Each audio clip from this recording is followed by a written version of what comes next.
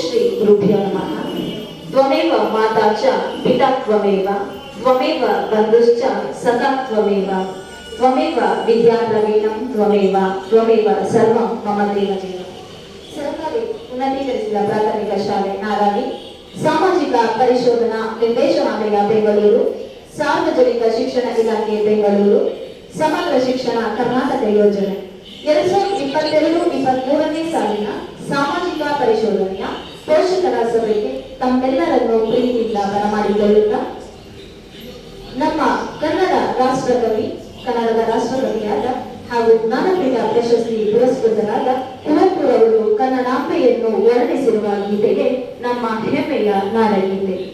ನಮ್ಮ ಈ ನಾಡಗೀತೆಯ ಮೂಲಕ ಕಾರ್ಯಕ್ರಮವು ಸುಂದರಗೊಳಿಸಲೆಂದು ಕನ್ನಡಾಂಬೆಯಲ್ಲಿ ಪ್ರಾರ್ಥಿಸಲಿದ್ದಾರೆ ನಮ್ಮ ಶಾಲೆಯ ವಿದ್ಯಾರ್ಥಿಗಳು. Please come. ಎಲ್ಲರಿಗೆ ಎದ್ದು ನಿಂತು ಗೌರವಿಸೋಣ.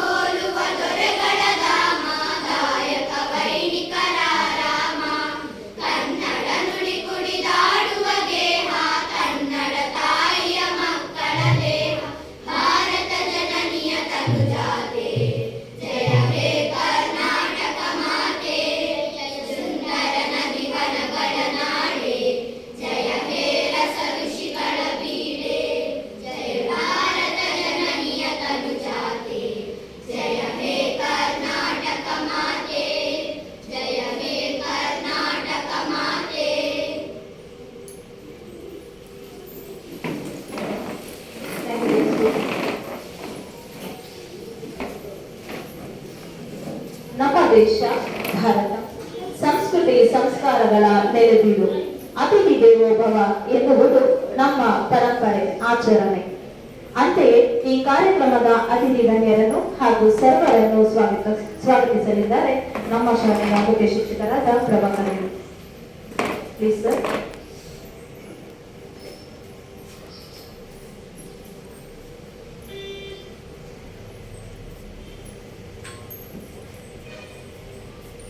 ನಮ್ಮ ಕರ್ನಾಟಕ ಸರ್ಕಾರದ ಸಾರ್ವಜನಿಕ ಶಿಕ್ಷಣ ಇಲಾಖೆ ಬೆಂಗಳೂರು ಹಾಗೂ ಸಾಮಾಜಿಕ ಪರಿಶೋಧನೆ ನಿರ್ದೇಶಾಲಯ ಮತ್ತು ಗ್ರಾಮೀಣ ಮತ್ತು ಪಂಚಾಯತ್ ರಾಜ್ ಇಲಾಖೆ ಬೆಂಗಳೂರು, ದಕ್ಷಿಣ ಕನ್ನಡ ಜಿಲ್ಲಾ ಪಂಚಾಯತ್ ಮಂಗಳೂರು ಹಾಗೂ ಬೆಂಗಳೂರು ತಾಲೂಕು ಪಂಚಾಯತ್ ವತಿಯಿಂದ ಇವತ್ತು ನಮ್ಮ ಶಾಲೆಯ 4 ದಿನಗಳಿಂದ ಈ ಒಂದು ಸಾಮಾಜಿಕ ಲೆಕ್ಕ ಪರಿಶೋಧನೆ ಕಾರ್ಯಕ್ರಮ ನಡೀತಾ ಇದೆ.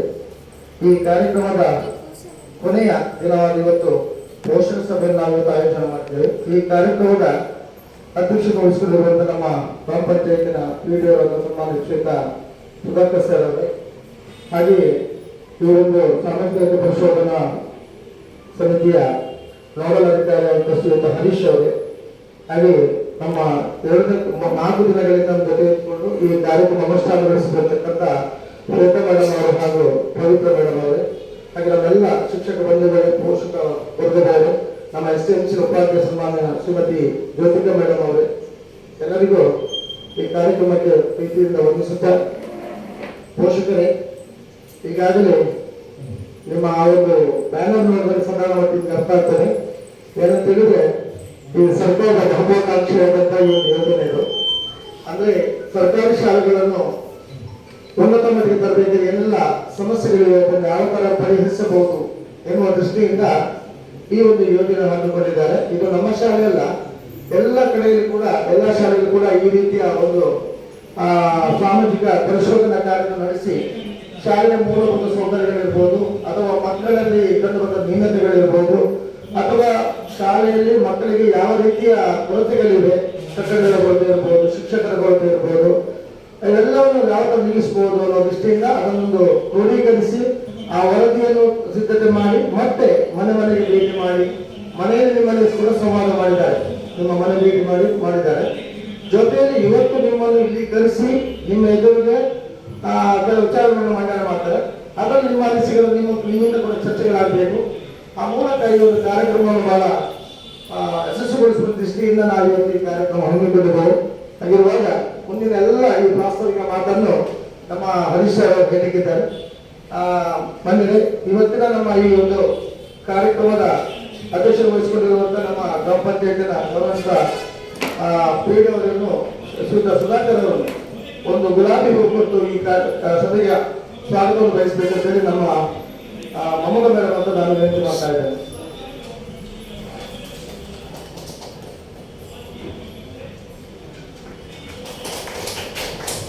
ಹಾಗೆಯೇ ನಮ್ಮ ಇವತ್ತಿನ ಕಾರ್ಯಕ್ರಮದ ನೋಡಲ್ ಅಧಿಕಾರಿಯವರಾದಂತಹ ಶ್ರೀಯುತ ಹರೀಶ್ ಸರ್ ಅವರಿಗೆ ನಮ್ಮ ಜ್ಞಾನೇಶ್ವರ ಮೇಡಮ್ ಅವರ ಗುಲಾಬಿ ಹೂವನ್ನು ಕೊಟ್ಟು ಈ ಕಾರ್ಯಕ್ರಮ ಸ್ವಾಗತವನ್ನು ಬಯಸಬೇಕಂತ ಹೇಳಿ ನಾನು ವಿನಂತಿ ಮಾಡ್ತಾ ಇದ್ದೇನೆ.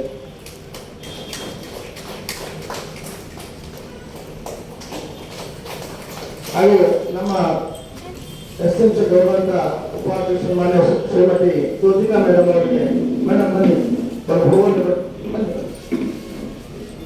ಅವರಿಗೆ ಗುಲಾಬಿ ಹೂವನ್ನು ಸ್ವಾಗತ ಮಾಡಬೇಕು ನಾವು ವಿನಂತಿ ಮಾಡ್ತಾ ಇದ್ದೇನೆ.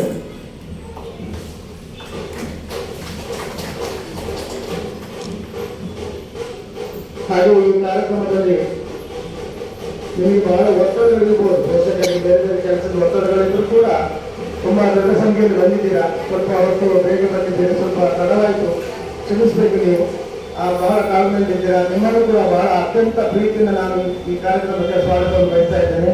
ಹಾಗೆ ನಮ್ಮ ಎಲ್ಲ ಶಾಲೆಯ ಶಿಕ್ಷಕ ಬಂಧುಗಳಿಗೂ ಕೂಡ ಅತ್ಯಂತ ಪ್ರೀತಿಯ ಸ್ವಾಗತವನ್ನು ಬಯಸುತ್ತಾ ನನ್ನ ಮಾತನ್ನು ಪ್ರಾರಂಭಿಸ್ತಾ ಇದ್ದೇನೆ.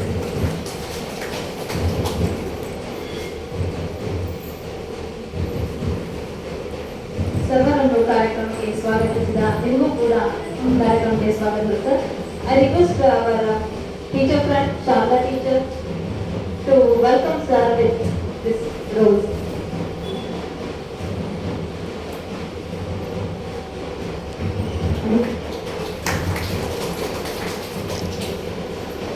Thank you madam.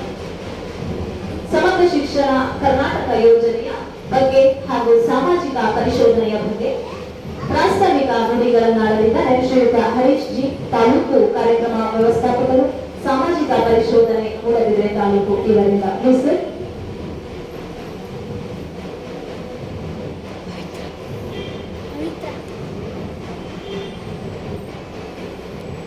ಇವತ್ತಿನ ಸರ್ಕಾರಿ ಉನ್ನತೀಕರಿಸಿದ ಹಿರಿಯ ಪ್ರಾಥಮಿಕ ಶಾಲೆ ನಾರಾವಿ ಇಲ್ಲಿ ಹಮ್ಮಿಕೊಂಡಿರುವಂತಹ ಈ ಒಂದು ಪೋಷಕರ ಸಭೆಯ ಸಭಾಧ್ಯಕ್ಷತೆಯನ್ನು ವಹಿಸಿಕೊಂಡಿರುವಂತಹ ನೋಡಲ್ ಅಧಿಕಾರಿಯವರೇ, ಅದೇ ರೀತಿ ಈ ಒಂದು ಶಾಲೆಯ ಮೇಲುಸ್ತುವಾರಿ ಸಮಿತಿಯ ಅಧ್ಯಕ್ಷರೇ, ಶಾಲಾ ಮುಖ್ಯ ಶಿಕ್ಷಕರೇ, ಎಲ್ಲ ಸಹ ಶಿಕ್ಷಕರೇ ಹಾಗೂ ಇಲ್ಲಿ ನೆರೆದಿರತಕ್ಕಂತಹ ಎಲ್ಲ ಮಕ್ಕಳ ಪೋಷಕರೇ ಹಾಗೂ ನಮ್ಮ ಸಾಮಾಜಿಕ ಪರಿಶೀಲನಾ ದಳದವರೇ, ಬಹುಶಃ ಸರ್ಕಾರದ ಈ ಒಂದು ಮಹತ್ವಾಕಾಂಕ್ಷೆ ಯೋಜನೆಗಳಲ್ಲಿ ಸಮಗ್ರ ಶಿಕ್ಷಣ ಒಂದು, ಸಮಗ್ರ ಶಿಕ್ಷಣ ಯೋಜನೆ ಕೂಡ ಒಂದು. ಅಂದ್ರೆ ಕೇಂದ್ರ ಸರ್ಕಾರ ಯಾವುದೇ ಒಂದು ಯೋಜನೆಗಳನ್ನು ಜಾರಿಗೆ ತಂದು ಕೂಡ ಆ ತದನಂತರ ಆ ಒಂದು ಯೋಜನೆ ಸಾಮಾಜಿಕ ಪರಿಸರಗಳಿಗೆ ಒಳಪಡಬೇಕಾಗಿರುವಂತದ್ದು ಕಡ್ಡಾಯವಾಗಿದೆ. ಆ ಒಂದು ನಿಟ್ಟಿನಲ್ಲಿ ಬಹುಶಃ ಈ ಒಂದು ಆರ್ಥಿಕ ವರ್ಷದಿಂದ ಏನು ಪ್ರತಿಯೊಂದು ಗ್ರಾಮ ಪಂಚಾಯತ್ ವ್ಯಾಪ್ತಿಯ 2 ಸರ್ಕಾರಿ ಶಾಲೆಗಳು ಆಯ್ದುಕೊಂಡು ಈ ಒಂದು ಸಮಗ್ರ ಶಿಕ್ಷಣ ಯೋಜನೆಯನ್ನು ನಾವು ನಡೆಸ್ತಾ ಬರ್ತಾ ಇದೀವಿ. ಸೊ ಈ ಒಂದು ಶಾಲೆ ಅಂದ್ರೆ ನಾರಾವಿ ಗ್ರಾಮ ಪಂಚಾಯತಿನ 2 ಶಾಲೆಗಳು ಇವತ್ತು ಪೋಷಕರ ಸಭೆ ಆಯೋಜನೆ ಆಗಿದೆ. ಬೆಳಿಗ್ಗೆ ಪ್ರೈಮರಿ ಶಾಲೆಯಲ್ಲಿ ಮತ್ತು ಹೈಸ್ಕೂಲ್ ಅಲ್ಲಿ ಮಧ್ಯಾಹ್ನ ನಂತರ ನಡೆಯುವಂಥದ್ದು. ಸೊ ಇವತ್ತು ಬೆಳ್ತಂಗಡಿ ತಾಲೂಕಿನ ನಂಬಿಕೆ ವಹಿಸಿಕೊಂಡಿರುವಂತಹ ಎಲ್ಲ ಶಾಲೆಗಳನ್ನು ಪೋಷಕರ ಸಭೆ ಹಾಗೂ ಸಮಗ್ರ ಶಿಕ್ಷಣ ಯೋಜನೆಯ ಸಾಮಾಜಿಕ ಪರಿಶೋಧನೆ ಇಲ್ಲಿ ಮುಕ್ತಾಯ ಆಗುತ್ತೆ. ಸೊ ಬಹುಶಃ ಈ ಯೋಜನೆಗಳು ಶಾಲಾ ಮಟ್ಟದಲ್ಲಿ ಹೊಸ್ತಿರಬಹುದು. ಸೊ ಈ ಹಿಂದೆ ನಾವು ಮಧ್ಯಾಹ್ನ ಬಿಸಿಲು ಯೋಜನೆಯನ್ನು ಸಾಮಾಜಿಕ ಪರಿಶೋಧನೆಯನ್ನು 5 ಶಾಲೆಗಳಲ್ಲಿ ನಡೆಸ್ಕೊಂಡು ಬರ್ತಾ ಇದ್ವಿ. ಆದ್ರೆ ಸಮಗ್ರ ಶಿಕ್ಷಣ ಯೋಜನೆ ಅದು ಈ ಆರ್ಥಿಕ ವರ್ಷದಿಂದ ಎಲ್ಲ ಶಾಲೆಗಳಿಗೆ ಹೊಸ ಒಂದು ವಿಷಯ. ಆ ಒಂದು ನಿಟ್ಟಿನಲ್ಲಿ ನಾವು ಕೂಡ ಕಳೆದ 3-4 ದಿನಗಳ ಹಿಂದೆನೆ ಸಂಬಂಧಪಟ್ಟ ಶಿಕ್ಷಕರನ್ನು ಅವರನ್ನು ಮೊಬೈಲ್ ಮೂಲಕ ಸಂಪರ್ಕಿಸಿ ಈ ಒಂದು ವಿಚಾರದ ಬಗ್ಗೆ ಅವರಿಗೆ ಮಾಹಿತಿ ತಿಳಿಸ್ಕೊಂಡು ಮಾಹಿತಿ ಕೊಟ್ಟಿದ್ವಿ. ಯಾಕಂತ ಹೇಳಿದ್ರೆ ಎಲ್ಲವೂ ಹೊಸದಾಗಿರೋದ್ರಿಂದ ಅವರಿಗೊಂದು ಗೊಂದಲ ಇರುತ್ತೆ, ಯಾವ ತರ ನಾವು ಈ ಒಂದು ಪ್ರಕ್ರಿಯೆಯನ್ನು ಎದುರಿಸಬೇಕು ಅನ್ನೋದು. ಸೊ ಅದ್ರ ಬಗ್ಗೆ ಅವರಿಗೆ ಮಾಹಿತಿಯನ್ನು ನೀಡಿ ಸೊ ನಾವು ಅವರಿಗೆ ಈ ಒಂದು ಪ್ರಕ್ರಿಯೆಗೆ ಸಹಕಾರವನ್ನು ಕೋರಿದ್ವಿ. ಸೊ ಇಲ್ಲಿ ಈ ಯೋಜನೆ ಬಗ್ಗೆ ಹೇಳಬೇಕು ಅಂತ ಹೇಳಿದ್ರೆ ಅದಕ್ಕೆ ಏನು ಡೆಫಿನಿಷನ್ ಬೇಡ, ಅಂದ್ರೆ ಸರಳವಾಗಿ ಹೇಳಬೇಕು ಅಂತ ಹೇಳಿದ್ರೆ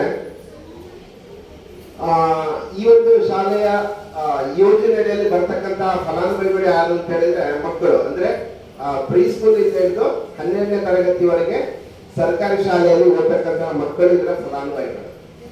ಸೊ ಇಲ್ಲಿ ಇದು ಹೇಗೆ ಜಾರಿಗೆ ಬರ್ತಂದ್ರೆ 2018ಕ್ಕೆ ಇದು ಸಮಗ್ರವಾಗಿ ಇದು ಜಾರಿಗೆ ತರ್ತಾರೆ. ಆದ್ರೆ ಈ ಹಿಂದೆ ಅದು ಸರ್ವ ಶಿಕ್ಷಾ ಅಭಿಯಾನ ಮತ್ತು ರಾಷ್ಟ್ರೀಯ ಮಾಧ್ಯಮಿಕ ಶಿಕ್ಷಾ ಅಭಿಯಾನ ಮತ್ತು ಶಿಕ್ಷಕರ ಶಿಕ್ಷಣ ಈ ಎಲ್ಲ ಹೆಸರುಗಳಿಂದ ಇದನ್ನು ಕರೆಯಲ್ಪಡ್ತಾ ಇತ್ತು. 2018ಕ್ಕೆ ಅದಕ್ಕೆ ಒಂದು ಸಮಗ್ರವಾದ ರೂಪವನ್ನು ಕೊಟ್ಟು ಸೊ ಅಲ್ಲಿ ಈಚೆಗೆ ಅದನ್ನು ಸಮಗ್ರ ಶಿಕ್ಷಣ ಯೋಜನೆ ಅಂತ ಕರೆಯಲ್ಪಡ್ತಾ ಇತ್ತು. ಸೊ ನಮ್ಮ ಕರ್ನಾಟಕಕ್ಕೆ ಬಂದಾಗ ಸಮಗ್ರ ಶಿಕ್ಷಣ ಯೋಜನೆ ಕರ್ನಾಟಕ ಅಂತ ಹೆಸರು ನಾಮಕರಣಗೊಳ್ಳುತ್ತೆ. ಸೊ ಈ ಒಂದು ಯೋಜನೆಯಲ್ಲಿ ಏನು ಸರ್ಕಾರಿ ಶಾಲೆಯಲ್ಲಿ ಮಕ್ಕಳು ಶಿಕ್ಷಣವನ್ನು ಪಡ್ಕೊತಾರೆ, ಆ ಪಡ್ಕೊಂಡ ಅಂದ್ರೆ ಪ್ರಾಥಮಿಕ ಶಾಲಾ ಶಿಕ್ಷಣ ಇರ್ಬೋದು, ಪ್ರೌಢಶಾಲಾ ಹಂತದ ಶಿಕ್ಷಣ ಇರ್ಬೋದು, ಮತ್ತೆ ಪದವಿ ಪೂರ್ವ ಶಿಕ್ಷಣ ಇರ್ಬೋದು.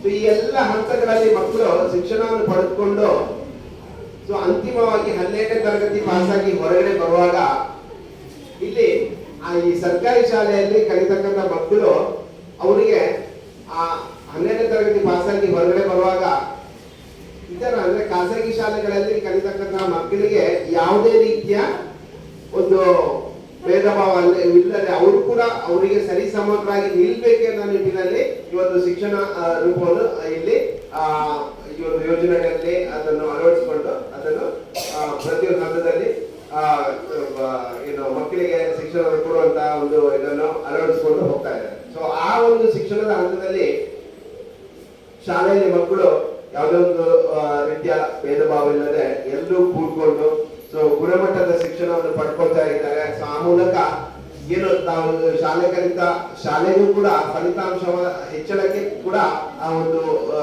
ಯೋಜನೆ ಮುಖಾಂತರ ಅದು ಕಾರಣಕರ್ತರ ಆಗ್ತಾ ಇದ್ದಾರೆ. ಸೊ ಆ ಒಂದು ನಿಟ್ಟಿನಲ್ಲಿ ಈ ಸಮಗ್ರ ಶಿಕ್ಷಣಕ್ಕೆ ಬಹಳಷ್ಟು ಒತ್ತು ಕೊಟ್ಟು ಕೇಂದ್ರ ಸರ್ಕಾರ ಕಳೆದ ಒಂದು ಬಜೆಟಿನಲ್ಲಿ ಈ ಹಿಂದಿನ ಒಂದು ಆರ್ಥಿಕ ವರ್ಷದ ಬಜೆಟಿನಲ್ಲಿ ಕೂಡ 37,000 ಕೋಟಿ ಅನುದಾನವನ್ನು ಈ ಒಂದು ಯೋಜನೆಗೆ ಮೀಸಲಿಟ್ಟಿದೆ. ಸೊ ಅಷ್ಟರ ಮಟ್ಟಿಗೆ ಬಹಳಷ್ಟು ಒತ್ತು ಕೊಟ್ಟು ಇದು ಯೋಜನೆ ಕೇಂದ್ರ ಸರ್ಕಾರ ಈ ಯೋಜನೆಗಳನ್ನು ಜಾರಿಗೆ ತಂದ ನಂತರ ತಳಮಟ್ಟದಲ್ಲಿ ಅಂದ್ರೆ ಈ ಯೋಜನೆಯ ಪ್ರಯೋಜನವನ್ನು ಪಡ್ಕೊಳ್ಳುವಂತಹ ಫಲಾನುಭವಿಗಳ ಮಟ್ಟದಲ್ಲಿ ಏನಾದರೂ ಸಮಸ್ಯೆಗಳನ್ನು ಅವರು ಎದುರಿಸ್ತಾ ಇದ್ದಾರಾ, ಸೊ ಅಥವಾ ಇನ್ನು ಮುಂದೆ ಅದನ್ನು ಯಾವ ರೀತಿ ಪರಿಣಾಮಕಾರಿಯಾಗಿ ಅದನ್ನು ಅನುಷ್ಠಾನ ಮಾಡಿಕೊಳ್ಬಹುದು, ಸೊ ಅನುಷ್ಠಾನ ಹಂತದಲ್ಲಿ ಏನೆಲ್ಲ ಸಮಸ್ಯೆಗಳಿವೆ ಅನ್ನೋದನ್ನು ತಿಳ್ಕೊಳ್ಳಿಕ್ಕೆ ಈ ಒಂದು ಸಾಮಾಜಿಕ ಪರಿಶೀಲನಾ ಪ್ರಕ್ರಿಯೆಯನ್ನು ಅಳವಡಿಸಿಕೊಂಡಿದ್ದಾರೆ.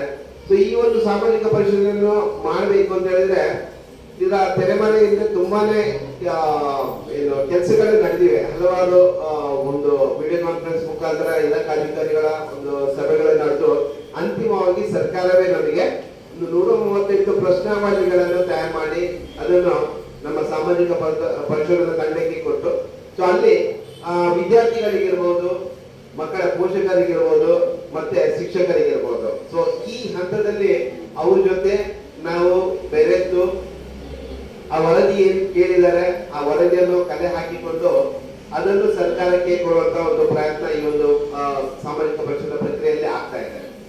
ಸೊ ಇಲ್ಲಿ ಇವಾಗ ಮಕ್ಕಳ ಶಿಕ್ಷಣಕ್ಕೆ ಸಂಬಂಧಪಟ್ಟ ಹಾಗೆ ನಾವು ಏನು ಅಂದ್ರೆ ಮಕ್ಕಳಲ್ಲಿ ನಿಮ್ಗೆ ಗೊತ್ತಿರಬಹುದು, ಪ್ರತಿಯೊಂದು ಹಂತದಲ್ಲಿ ಮಕ್ಕಳ ಬೆಳವಣಿಗೆ ಆಗ್ತಾನೆ ಇರುತ್ತೆ. ಈಗ ಪ್ರಾಥಮಿಕ ಶಿಕ್ಷಣ ಇರ್ಬೋದು, ಪ್ರೌಢಶಾಲಾ ಶಿಕ್ಷಣ ಇರ್ಬೋದು. ಪ್ರಾಥಮಿಕ ಶಿಕ್ಷಣ ಒಂದು ಹಂತ ಆದ್ರೆ ಪ್ರೌಢಶಾಲಾ ಶಿಕ್ಷಣಕ್ಕೆ ಬರುವ ಹಂತದಲ್ಲಿ ಮಕ್ಕಳಲ್ಲಿ ಹಲವಾರು ಬದಲಾವಣೆಗಳು ನೀವು ನಿರಂತರವಾಗಿ ಗೋಚರಿಸ್ತಾ ಇರ್ತೀರಾ. ಸೊ ಅಲ್ಲಿ ಮಕ್ಕಳಿಗೆ ಅವರಿಗೆ ಬೇರೆ ಬೇರೆ ಚಟುವಟಿಕೆಗಳಲ್ಲಿ ಆಸಕ್ತಿ ಮೂಡುತ್ತೆ. ಆ ಎಲ್ಲ ಚಟುವಟಿಕೆಗಳನ್ನು ಬಹಳಷ್ಟು ಹತ್ತಿರದಿಂದ ನೋಡುವಂತವರು ಮಕ್ಕಳ ಪೋಷಕರು.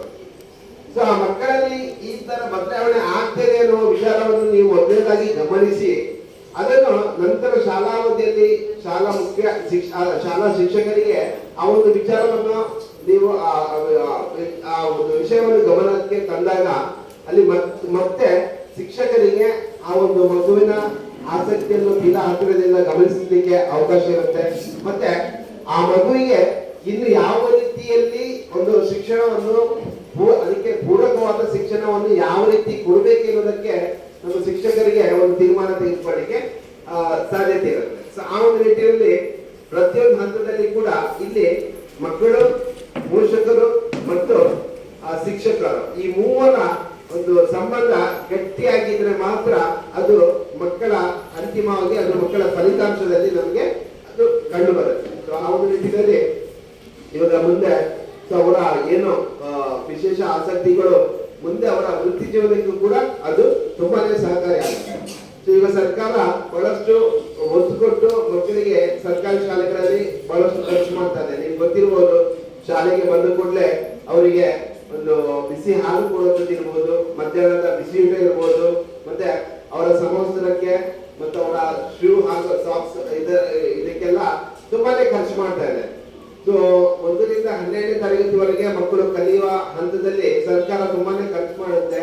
ಸೊ ಆ ಎಲ್ಲ ಖರ್ಚು ವೆಚ್ಚಗಳನ್ನು ಸರ್ಕಾರ ವಾಪಸ್ ಯಾವ ರೀತಿ ನಿರೀಕ್ಷೆ ಮಾಡುತ್ತೆ ಅಂತ ಹೇಳಿದ್ರೆ, ಸೊ ಇಲ್ಲಿ ಕಲಿತ ಮಕ್ಕಳು ಆ 12ನೇ ತರಗತಿ ಪಾಸ್ ಆಗಿ ಹೊರಗಡೆ ಬರುವಾಗ ಅವರ ವೃತ್ತಿ ಜೀವನವನ್ನು ಅವರು ಆಯ್ಕೆ ಮಾಡ್ಕೊಳ್ಳಿಕ್ಕೆ ಅವರು ಸದೃಢವಾಗಿರಬೇಕು. ಮಾನಸಿಕವಾಗಿ, ದೈಹಿಕವಾಗಿ ಎಲ್ಲ ಹಂತದಲ್ಲಿ ಅವರು ಸದೃಢರಾಗಿರ್ಬೇಕು.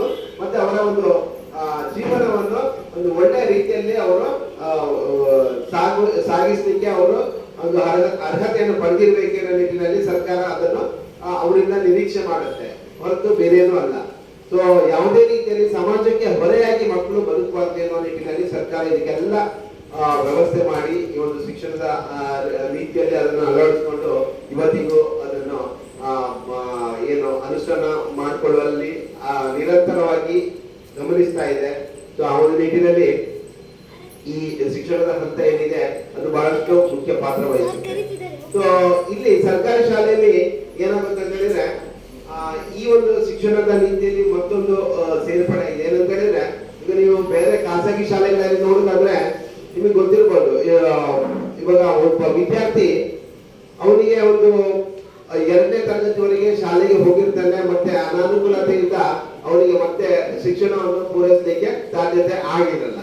ಸೊ ಅವನ ಈಗಿನ ಒಂದು ವಯಸ್ಸು ನೋಡಿದ್ರೆ ಅವನು 5 ಅಥವಾ 6ನೇ ತರಗತಿಯಲ್ಲಿ ಕಲಿಯುವಂತ ಹುಡುಗನಾಗಿರ್ತಾನೆ. ಸೊ ಇವಾಗ ನಮ್ಮ ಸರ್ಕಾರಿ ಶಾಲೆಯಲ್ಲಿ ಅದಕ್ಕೆ ಒಂದು ಒಳ್ಳೆಯ ಒಂದು ವಿಷಯ ಏನು ಅಂತ ಹೇಳಿದ್ರೆ, ಅವಕಾಶ ಏನು ಅಂತ ಹೇಳಿದ್ರೆ, ಆ ಒಂದು ಮಗುವನ್ನು ಅವನು ಮತ್ತೆ ಶಾಲೆ ಕಲಿತಾ ಇದೆ ಅಂತ ಹೇಳಿದ್ರೆ ಆ ಮಗುವನ್ನು ನೇರವಾಗಿ 6ನೇ ತರಗತಿಗೆ ಸೇರಿಸಿಕೊಳ್ಳುವಂತಹ ಒಂದು ವ್ಯವಸ್ಥೆ ಈ ಒಂದು ಶಿಕ್ಷಣದ ನೀತಿಯಲ್ಲಿ ಅಳವಡಿಸಿದ್ದಾರೆ. ಯಾಕಂತ ಹೇಳಿದ್ರೆ ಆ ಒಂದು 6ನೇ ತರಗತಿ, ಇವಾಗ 2ನೇ ತರಗತಿ ಕಲಿತ ಮಗು ನೇರವಾಗಿ 6ನೇ ತರಗತಿಗೆ ಪ್ರವೇಶವನ್ನು ಮಾಡ್ತಾ ಇದೆ ಅಂತ ಹೇಳಿದ್ರೆ, ಸೊ ಆ ಪ್ರವೇಶವನ್ನು ಪಡೆದುಕೊಂಡ ನಂತರ ಆ ಮಗುವಿಗೆ ಆ ಏನು 4 ವರ್ಷಗಳಲ್ಲಿ ಶಿಕ್ಷಣದ ಇದು ಸಿಗ್ಲಿಲ್ಲ, ಅದನ್ನು ಹಂತ ಹಂತವಾಗಿ ಶಾಲೆಯಲ್ಲಿ ಸಂಬಂಧಪಟ್ಟ ನುರಿತ ಶಿಕ್ಷಕರು ಅವರಿಗೆ ಆ ಮಗುವಿಗೆ ಕೊಡ್ಬೇಕಾಗುತ್ತೆ.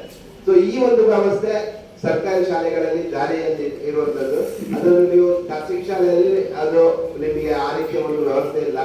ಸೊ ಇದು ಕೂಡ ಒಂದು ಈ ಒಂದು ರೀತಿಯಲ್ಲಿ ಅಳವಡಿಸಿಕೊಂಡಿದ್ದಾರೆ. ಸೊ ಅಂದ್ರೆ ಆ ಮಕ್ಕಳಲ್ಲಿ ಏನು ಅವರಿಗೆ ಗುಣಮಟ್ಟದ ಶಿಕ್ಷಣ ಸಿಗ್ತಾ ಇದೆ. ನಿಮ್ಗೆ ಒಂದು ವಿಚಾರದ ಬಗ್ಗೆ ನಾನು ಹೇಳಲೇಬೇಕು, ಪ್ರತಿಯೊಂದು ಸಭೆಯಲ್ಲಿ ಕೂಡ ನಾನು ಹೇಳ್ತಾ ಇದ್ದೇನೆ. ಈ ಸರ್ಕಾರಿ ಶಾಲೆಯಲ್ಲಿ ಅಂತ ಹೇಳಿದ್ರೆ ನೀವು ನೋಡ್ತಾ ಇರಬಹುದು, ಪ್ರತಿಯೊಂದು ಹಂತದಲ್ಲಿ ಕೂಡ ಪ್ರತಿಯೊಂದು ವರ್ಷ ಆರ್ಥಿಕ ವರ್ಷದಲ್ಲಿ ಕೂಡ ಮಕ್ಕಳ ಸಂಖ್ಯೆ ಗಣನೀಯವಾಗಿ ಇಳಿಕೆ ಆಗ್ತಾ ಇದೆ. ಇದಕ್ಕೆ ಕಾರಣ ನಮ್ಮಲ್ಲಿ ಇಂಗ್ಲಿಷ್ ಬಗ್ಗೆ ವ್ಯಾಮೋಹ ಜಾಸ್ತಿ ಆಗ್ತಿರೋದು. ಅದು ತಪ್ಪಲ್ಲ, ಆದ್ರೂ ಕೂಡ ಈ ಒಂದು ವಿಷಯ ಎಷ್ಟರ ಮಟ್ಟಿಗೆ ಪರಿಣಾಮ ಬೀರ್ತಾ ಇದೆ ಅಂತ ಹೇಳಿದ್ರೆ, ನಾವೊಂದು ಚಿಕ್ಕ ಉದಾಹರಣೆ ತಗೊಂಡ್ರೆ, ಇಲ್ಲಿ ನಮ್ಮ ಸರ್ಕಾರಿ ಶಾಲೆಯಲ್ಲಿ ಯಾರೆಲ್ಲ ಶಿಕ್ಷಕರು ಶಿಕ್ಷಣವನ್ನು ಕೊಡ್ತಾ ಇದ್ದಾರೆ, ಸೊ ಇವರೆಲ್ಲ ನುರಿತ ಶಿಕ್ಷಕರು. ಅಂದ್ರೆ ಅವರು ಆ ಶಿಕ್ಷಕ ವೃತ್ತಿಗೆ ಬರಬೇಕು ಅಂತ ಹೇಳಿದ್ರೆ ಅವರು ಅದಕ್ಕೆ ತಕ್ಕದಾದ ಎಲ್ಲ ಒಂದು ಪರೀಕ್ಷೆಗಳನ್ನು ಪಾಸ್ ಮಾಡಿ ಅವರು ಅದಕ್ಕೆ ಏನು ಬೇಕಾದಂತಹ ಒಂದು ತರಬೇತಿಗಳನ್ನು ಪಡ್ಕೊಂಡು ಅವರು ಈ ಒಂದು ಹುದ್ದೆಗೆ ಬಂದಿರ್ತಾರೆ. ಸೊ ಒಂದು ವಿದ್ಯಾರ್ಥಿಯನ್ನು ಅವರು ನೋಡಿದ ಕೂಡಲೇ ಅವರಿಗೆ ಸೊ ಯಾವ ರೀತಿ ಯಾವ ವಿಚಾರದಲ್ಲಿ ಈ ಹುಡುಗ ಹಿಂದಿದ್ದಾನೆ, ಸೊ ಯಾವ ರೀತಿ ಅವರಿಗೆ ಶಿಕ್ಷಣ ಕೊಡ್ಬೇಕೆನ್ನೋ ಒಂದು ತೀರ್ಮಾನಕ್ಕೆ ಅವ್ರು ಬರ್ಲಿಕ್ಕೆ ಬದ್ಧರಿದ್ದಾರೆ. ಸೊ ಅಷ್ಟರ ಮಟ್ಟಿಗೆ ನುರಿತ ಶಿಕ್ಷಕರು ನಮ್ಮ ಸರ್ಕಾರಿ ಶಾಲೆಯಲ್ಲಿ ಇರುವಂತದ್ದು. ಸೊ ಆದ್ರೆ ಇದೇ ವಿಚಾರವಾಗಿ ನಾವು ಖಾಸಗಿ ಶಾಲೆಗಳಲ್ಲಿ ಇದನ್ನು ನೋಡಿದಾಗ ಅಲ್ಲಿ ಈ ಒಂದು ವಿಚಾರ ತುಂಬಾನೇ ಕಡೆಗಣಿಸಲ್ಪಟ್ಟಿದೆ. ಅಂದ್ರೆ ಅಲ್ಲಿ ಶಿಕ್ಷಕರ ಆಯ್ಕೆ ಯಾವ ರೀತಿ ಇರುತ್ತೆ ಅಂತ ಹೇಳಿದ್ರೆ, ಶಿಕ್ಷಕರ ಆಯ್ಕೆ ಪ್ರಕ್ರಿಯೆ ಯಾವ ತರ ಅಂತ ಹೇಳಿದ್ರೆ, ಯಾರು ಕನಿಷ್ಠ ಸಂಬಳಕ್ಕೆ ದುಡಿಲಿಕ್ಕೆ ಅವರು ರೆಡಿ ಇರ್ತಾರೋ ಅಂತವರನ್ನು ಆಯ್ಕೆ ಮಾಡಿಕೊಂಡು ಸೊ ಅವರನ್ನು ಶಿಕ್ಷಕರಾಗಿ ಒಂದು ಶಾಲೆಗಳಲ್ಲಿ ಅವರನ್ನು ತೊಡಗಿಸಿಕೊಳ್ತಾ ಇರುವಂತದ್ದು ಎಲ್ರಿಗೂ ಗೊತ್ತಿದೆ. ಸೊ ಅಲ್ಲಿ ಏನಾಗುತ್ತೆ, ನಾವು ನಮ್ಮ ಮಕ್ಕಳಿಗೆ ಗುಣಮಟ್ಟದ ಶಿಕ್ಷಣ ಸಿಗ್ಬೇಕು ಎನ್ನುವುದನ್ನು ನಾವು ಅಲ್ಲಿ ಯಾವ ರೀತಿ ನಿರೀಕ್ಷೆ ಮಾಡಬಹುದು ಅಲ್ವಾ? ಇದು ಯೋಚನೆ ಮಾಡಬೇಕಾದಂತಹ ದೊಡ್ಡ ವಿಚಾರ. ಸೊ ನಮಗೆ ಅಲ್ಲಿ ನೀವು ನೋಡ್ಬೋದು, ಹೆಚ್ಚಿನ ದಿನಗಳಲ್ಲಿ ಮಕ್ಕಳು ಬರೀ ಪಠ್ಯದ ವಿಚಾರಗಳಿಗೆ ಮಾತ್ರ ಸೀಮಿತರಾಗಿರ್ತಾರೆ. ಆದ್ರೆ ನಮ್ಮ ಸರ್ಕಾರಿ ಶಾಲೆಯಲ್ಲಿ ಕಲಿತಕ್ಕಂಥ ಎಲ್ಲ ಮಕ್ಕಳು ಎಲ್ಲಾ ವಿಚಾರಗಳಲ್ಲಿ ಅವರು ಪ್ರಬುದ್ಧರಾಗಿರ್ತಾರೆ. ಸೊ ಅವರು ಯಾವುದೇ ಒಂದು ವಿಚಾರ ಇರ್ಬೋದು, ಕಲಿಕೆ ಇರ್ಬೋದು ಅಥವಾ ಪಠ್ಯೇತರ ವಿಚಾರಗಳಿರ್ಬೋದು, ಸ್ಪೋರ್ಟ್ಸ್ ಇರ್ಬೋದು, ಸೇರಿ ಇರ್ಬೋದು, ಎಲ್ಲ ವಿಚಾರಗಳಲ್ಲೂ ಕೂಡ ಅವರು ಪ್ರಬುದ್ಧರಾಗಿರೋದನ್ನು ನಾವು ಈ ಒಂದು ಸಾಮಾಜಿಕ ಪರಿಷತ್ ಸಂದರ್ಭದಲ್ಲಿ ಕೆಲವೊಂದು ಎಲ್ಲ ಶಾಲೆಗಳಲ್ಲಿ ಭೇಟಿ ಕೊಟ್ಟ ಎಲ್ಲ ಶಾಲೆಗಳಲ್ಲಿ ನಾವು ಅದನ್ನು ಪರಿಶೀಲನೆ ಮಾಡಿದ್ದೇವೆ.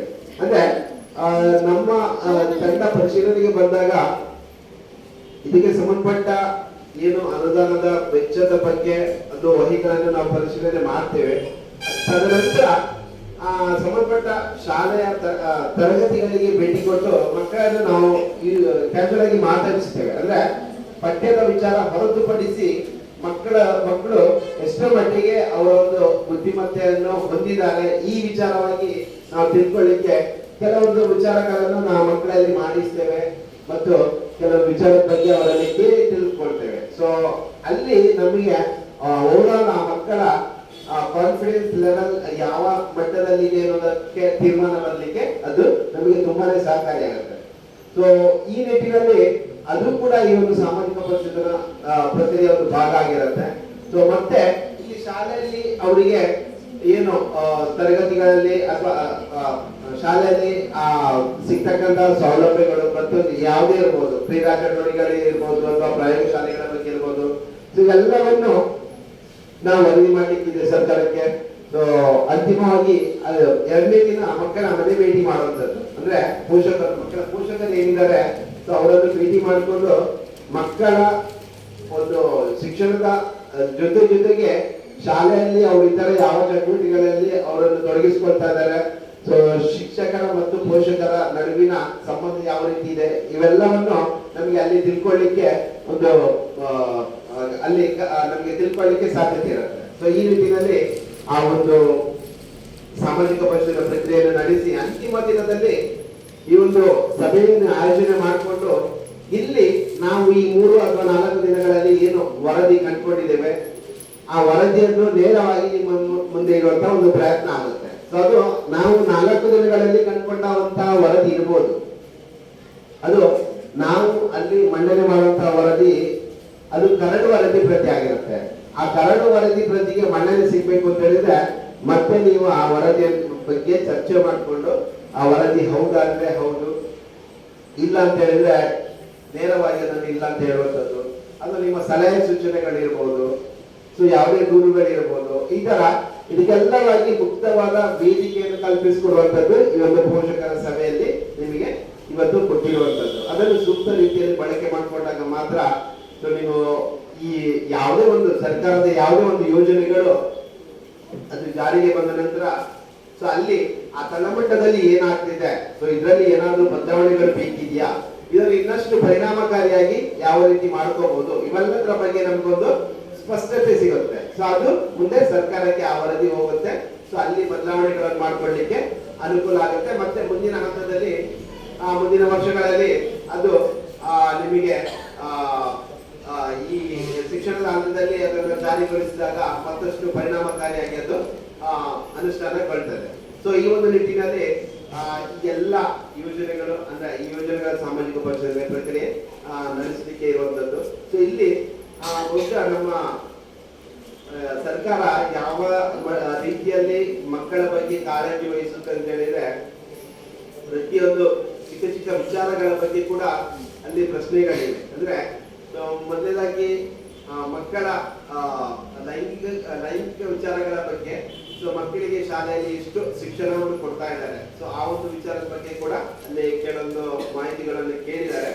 ಸೊ ಇಲ್ಲಿ ಮೇ ಬಿ ಪೋಷಕರಿಗೆ ನಮ್ಮ ಮನೆ ತಂಡ ಭೇಟಿ ಮಾಡಿದ್ರೆ ಸೊ ಅವರು ನಿಮ್ಗೆ ನಿಮ್ಮ ಹತ್ರ ಕೇಳಿರ್ಬೋದು.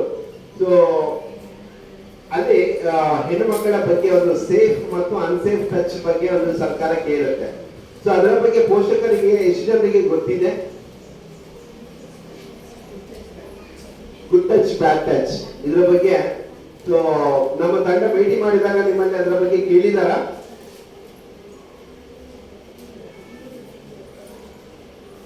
ಎಷ್ಟು ಪೋಷಕರ ಮನೆಗೆ ಭೇಟಿ ನೀಡಿದ್ದಾರೆ? ಓಕೆ, ನಿಮ್ಗೆ ಅದರ ಬಗ್ಗೆ ಕೇಳಿದಾರ ನಿಮ್ಗೆ ಮಾಹಿತಿ ಇತ್ತಾ? ಓಕೆ, ಸೊ ಶಾಲೆಯಲ್ಲಿ ಇದರ ಬಗ್ಗೆ ಹೇಳಿಕೊಟ್ಟಿರೋ ಬಗ್ಗೆ ನಿಮ್ಗೆ ಮಕ್ಕಳು ಏನಾದ್ರು ಹೇಳಿದ್ದಾರೆ? ಸೊ ಇದು ಯಾಕೆ ಕೇಳ್ತಾರೆ ಅಂತ ಹೇಳಿದ್ರೆ ಎಲ್ಲ ಶಿಕ್ಷಣ ಅವರಿಗೆ ಮಕ್ಕಳಿಗೆ ಇವಾಗ ಪ್ರಾಥಮಿಕ ಹಂತದಲ್ಲಿ ಅದನ್ನು ಪೂರೈಸಬೇಕಿರೋದು ಕೂಡ ಒಂದು ನಿಯಮ ಇರುವಂತದ್ದು. ಅಂದ್ರೆ ಸೊ ಮಕ್ಕಳಿಗೆ ಇವೆಲ್ಲದರ ಬಗ್ಗೆ ಯಾವುದೇ ರೀತಿಯ ಮುಜುಗರ ಪಡುವಂತಹ ಅವಶ್ಯಕತೆ ಇಲ್ಲ. ಸೊ ಎಲ್ಲ ರೀತಿಯಲ್ಲಿ ಅವರಿಗೆ ಆ ಒಂದು ಬೇಸಿಕ್ ಮಾಹಿತಿ ಏನಿದೆ ಅದನ್ನು ಕೂಡ ಶಾಲೆಯಲ್ಲಿ ಕೊಡಬೇಕಿರೋದು ಕೂಡ ಈ ಒಂದು ಇದರಲ್ಲಿ ಅಳವಡಿಸಿಕೊಂಡಿದ್ದಾರೆ. ಸೊ ಅದೇ ರೀತಿ ಪೋಷಕರಲ್ಲಿ ನಮ್ಮ ವಿನಂತಿ ಏನು ಅಂತ ಹೇಳಿದ್ರೆ ಸೊ ಅವರು ಮಕ್ಕಳಲ್ಲಿ ಈ ಒಂದು ಲೈಂಗಿಕ ಶೋಷಣೆಗೆ ಒಳಗಾದಾಗ ಅವರಲ್ಲಿ ಕೆಲವೊಂದು ಬದಲಾವಣೆಗಳು ಆಗುತ್ತೆ. ಸೊ ಅದನ್ನು ಸೂಕ್ಷ್ಮವಾಗಿ ನೀವು ಗಮನಿಸಬೇಕು. ಅಂದ್ರೆ ಮಕ್ಕಳು ಮಾತನಾಡದಿರುವಂತದ್ದು, ಸೊ ಅವರು ಅಷ್ಟಕ್ಕೆ ಒಬ್ಬರೇ ಇರ್ಲಿಕ್ಕೆ ಇಚ್ಛೆ ಪಡುವಂತದ್ದು, ಶಾಲೆಗೆ ಹೊರಡುವಾಗ ಶಾಲೆಗೆ ಹೋಗ್ಲಿಕ್ಕೆ ಒಪ್ಪುವುದಿಲ್ಲ, ಸೊ ಮತ್ತೆ ಒಟ್ಟಾರೆ ಬೈಯುವಂಥದ್ದು, ಎಲ್ಲ ಬದಲಾವಣೆಗಳು ಮಕ್ಕಳಲ್ಲಿ ಬರುತ್ತೆ ಸ್ವಂತ ಒಂದು ಇದಕ್ಕೆ ದಾಳಿ ಆದಾಗ. ಸೊ ಅದನ್ನು ನೀವು ಸೂಕ್ಷ್ಮತೆಯಿಂದ ಗಮನಿಸಿಕೊಂಡು ಆ ವಿಚಾರಗಳನ್ನು ನಿಮ್ಮ ಅರಿವಿಗೆ ಬಂದ ಕೂಡಲೇ ಅದನ್ನು ನೀವು ಕರೆ ಮಾಡಿದ್ರೆ ಸಂಬಂಧಪಟ್ಟ ಯಾರು ಶಿಕ್ಷಕರಿರ್ಬೋದು ಸಂಬಂಧಪಟ್ಟವರಿಗೆ ಅದಕ್ಕೆ ಅವರಿಗೆ ಮಾಹಿತಿಯನ್ನು ಕೊಡ್ಬೇಕಾಗತ್ತೆ. ಯಾಕಂತ ಹೇಳಿದ್ರೆ ಇದೆಲ್ಲ ನೀವು ನೋಡ್ತಾ ಇದ್ದೀರಾ, ಬಹಳ ಸೂಕ್ಷ್ಮ ವಿಚಾರಗಳಿಗೂ ಕೂಡ ಮಕ್ಕಳು ಕೆಲವೊಂದು ಅವಘಡಗಳು ಆಗ್ತಾ ಇದೆ. ಇವೆಲ್ಲವನ್ನು ನಾವು ಅದಾಗದಾಗಿ ಕ್ರಮ ವಹಿಸಬೇಕು ಅಂತ ಹೇಳಿದ್ರೆ ನಾವು ನಮ್ಮ ಮಕ್ಕಳ ಬಗ್ಗೆ ಬರೀ ಶಾಲೆಗೆ ನೀವು ಜಾಯಿನ್ ಮಾಡಿದ್ರೆ ಸಾಕಾಗಲ್ಲ. ಸೊ ಅವರ ಪ್ರತಿಯೊಂದು ಹಂತದಲ್ಲೂ ಕೂಡ ನೀವು ನಿಮ್ಮ ಒಂದು ಕಣ್ಣಿಟ್ಟಿರ್ಬೇಕಾಗತ್ತೆ. ಯಾಕಂತಂದ್ರೆ ಎಷ್ಟೋ ಕಡೆಗಳಲ್ಲಿ ನಮ್ಮ ಏನು ಸಂಬಂಧಪಟ್ಟವರೇ ಆ ಒಂದು ದಾಳಿಯನ್ನು ಮಾಡುವಂತಹ ಅನೇಕ ಉದಾಹರಣೆಗಳು ನೀವು ನೋಡಿರ್ತೀರಾ, ಕೇಳಿರ್ತೀರಾ. ಸೊ ಹಾಗಾಗಿ ಸೊ ಅಂತಹ ವಿಷಯಗಳು ಘಟಿಸಿದಾಗ ದಯವಿಟ್ಟು ಅದನ್ನು ಯಾವುದೇ ರೀತಿಯ ಒಂದು ನಿರ್ಲಕ್ಷ್ಯ ಮಾಡಬೇಡಿ. ಮತ್ತೆ ಮಕ್ಕಳಲ್ಲಿ ಆ ವಿಚಾರಗಳ ಬಗ್ಗೆ ತಿಳ್ಕೋಬೇಕು ಅಂತ ಹೇಳಿದ್ರೆ ನೀವು ಅವರನ್ನು ಗದರಿಸಬಾರದು, ಅವರನ್ನು ವಿಶ್ವಾಸಕ್ಕೆ ತೆಗೆದುಕೊಂಡು ಅವರಿಂದ ಆ ಒಂದು ಮಾಹಿತಿಗಳನ್ನು ಕಲೆ ಹಾಕಬೇಕು. ಮತ್ತೆ ನಿರಂತರವಾಗಿ ನೀವು ಶಾಲೆಗೆ ಭೇಟಿ ಕೊಡುವಂತಹ ಒಂದು ಇದನ್ನು ಬೆಳೆಸ್ಕೊಳ್ಳಿ. ಯಾಕಂದ್ರೆ ಅವಾಗ ನಿಮ್ಮ ಮಕ್ಕಳ ಒಂದು ಎಲ್ಲ ಪ್ರಗತಿಯನ್ನು ನೀವು ಬಹಳ ಹತ್ತಿರದಿಂದ ಗಮನಿಸಲಿಕ್ಕೆ ನಿಮಗೆ ಅವಕಾಶ ಇರುತ್ತೆ. ಅಂದ್ರೆ ಟೀಚರ್ಸ್ ಅವರು ಪ್ರತಿಯೊಂದು ವಿಚಾರವನ್ನು ಕೂಡ ನಿಮಗೆ ಅವ್ರು ಹೇಳ್ತಾರೆ. ಸೊ ಹಾಗಾಗಿ ಅಂತಿಮವಾಗಿ ಅದು ನಿಮ್ಮ ಮಕ್ಕಳ ಮೇಲೆ ಪರಿಣಾಮ ಬೀರುತ್ತೆ. ಸೊ ಹಾಗಾಗಿ ನೀವು ಪ್ರತಿಯೊಂದು ಹಂತದಲ್ಲಿ ಕೂಡ ಅದನ್ನು ಬಹಳ ಹತ್ತಿರದಿಂದ ನೋಡ್ಕೊಳ್ಳಿಕ್ಕೆ ನಿಮಗೆ ಅನುಕೂಲ ಆಗುತ್ತೆ. ಸೊ ಆದ್ರಿಂದ ಎಲ್ಲ ವಿಚಾರಗಳಲ್ಲಿ ಕೂಡ ಸರ್ಕಾರ ಬಹಳಷ್ಟು ಮುತುವರ್ಜಿ ವಹಿಸಿ ಎಲ್ಲ ವಿಚಾರಗಳಲ್ಲಿ ಕೂಡ ಕೇಳ್ತಾ ಇದೆ. ಸೊ ಇನ್ನು ಇದಕ್ಕೆ ವ್ಯತಿರಿಕ್ತವಾಗಿ ನಾವು ಒಂದು ಮಾತು ಹೇಳಬೇಕು ಅಂತ ಹೇಳಿದ್ರೆ, ಈಗ ಖಾಸಗಿ ಶಾಲೆಗಳಲ್ಲಿ ನಮ್ಗೆ ಈ ಒಂದು ವಿಚಾರದ ಬಗ್ಗೆ ಹೇಳಬೇಕು ಅಂತ ಹೇಳಿದ್ರೆ, ಈ ಸರ್ಕಾರಿ ಶಾಲೆಯಲ್ಲಿ ನೀವು ಅವರ ಒಂದು ಶಾಲಾ ಅವಧಿಯಲ್ಲಿ ನೀವು ಯಾವಾಗ ಭೇಟಿಯಾದ್ರೂ ಕೂಡ ಅವರು ನಿಮಗೆ ಮಕ್ಕಳ ಒಂದು ವಿದ್ಯಾಭ್ಯಾಸದ ಬಗ್ಗೆ ಇರ್ಬೋದು, ಯಾವುದ್ರ ಬಗ್ಗೆ ಇರ್ಬೋದು, ನೀವು ಹೇಳಿ ತಿಳ್ಕೊಳ್ಳಿಕ್ಕೆ ನಿಮಗೆ ರೈಟ್ಸ್ ಇದೆ, ಅದು ಹೇಳ್ತಾರೆ ಸರ್ಕಾರಿ ಶಾಲೆ. ಅದೇ ನೀವು ಖಾಸಗಿ ಶಾಲೆಗಳಿಗೆ ಹೋಗಿ ಅಲ್ಲಿ ನಿಮ್ಮನ್ನು ಯಾರು ನೀವು ಹೋದ್ರು ಕೂಡ ನಿಮ್ಮನ್ನು ಯಾರು ಕ್ಯಾರ್ ಮಾಡಲ್ಲ. ಸೊ ಅವ್ರದ್ದೇನೋ ಟೈಮ್ ಇರುತ್ತೆ, ಆ ಟೈಮಿಗೆ ಮಾತ್ರ ನೀವು ಹೋಗ್ಬೇಕು. ಮತ್ತೆ ಆ ಪೇರೆಂಟ್ಸ್ ಮೀಟಿಂಗ್ ಬಗ್ಗೆ ನಿಮಗೆ ಅವ್ರು ಹೇಳಿದಂತ ಸಮಯದಲ್ಲಿ ಮಾತ್ರ ನೀವು ಅಲ್ಲಿ ಹೋಗ್ಬೇಕು, ಇಲ್ಲ ಅಂತ ಹೇಳಿದ್ರೆ ಮತ್ತೆ ನಿಮ್ಮನ್ನು ಅವ್ರು ಇದು ಮಾಡಲ್ಲ. ಸೊ ಯಾವುದೇ ಇದ್ರು ಕೂಡ ಅದು ಅವರ ಒಂದು ಇದರಲ್ಲಿ ಮುತುವರ್ಜಿಯಲ್ಲಿ ನಡೆಯುವಂಥದ್ದು. ಸೊ ಮಕ್ಕಳ ಬಗ್ಗೆ ತಿಳ್ಕೋಬೇಕು ಅಂತ ಹೇಳಿದ್ರು ಕೂಡ ನೀವು 4 ಗಂಟೆಗೆ ಹೋದಾಗ ನಿಮಗೆ ಅವ್ರದ್ದು ಮೊದಲೇ ಮುಖ ಮಾಡಿರುತ್ತೆ. ಸೊ ಕೆಲಸದ ಒತ್ತಡ ಬೇರೆ ಇರುತ್ತೆ. ಸೊ ನಿಮಗೆ ಸ್ಪಷ್ಟವಾದ ಮಾಹಿತಿ ಸಿಗಲ್ಲ. ಆದ್ರೆ ಅದು ಸರ್ಕಾರಿ ಶಾಲೆಯಲ್ಲಿ ನೀವು ನೋಡಿರ್ಬೋದು, ಪ್ರತಿಯೊಂದು ಶಿಕ್ಷಕರು ಕೂಡ ಎಲ್ಲ ಮಾಹಿತಿಗಳನ್ನು ನಿಮಗೆ ಎಲ್ಲವನ್ನು ಕೊಡ್ಲಿಕ್ಕೆ ಅವರು ತಯಾರಿರ್ತಾರೆ. ಸೊ ಆ ರೀತಿಯ ಯಾವುದೇ ರೀತಿಯ ಒಂದು ಅಲ್ಲಿ ಭೇದ ಭಾವ ಕಂಡು ಬರಲ್ಲ. ಸೊ ಇದೆಲ್ಲ ನಾವು ಎಲ್ಲ ಕಡೆಗಳಲ್ಲಿ ಹೋದಾಗ ನಮಗೆ ಗಮನಿಸಿದಂತ ವಿಚಾರಗಳನ್ನ ನಾನು ಹಂಚಿಕೊಳ್ತಾ ಇರುವಂತದ್ದು.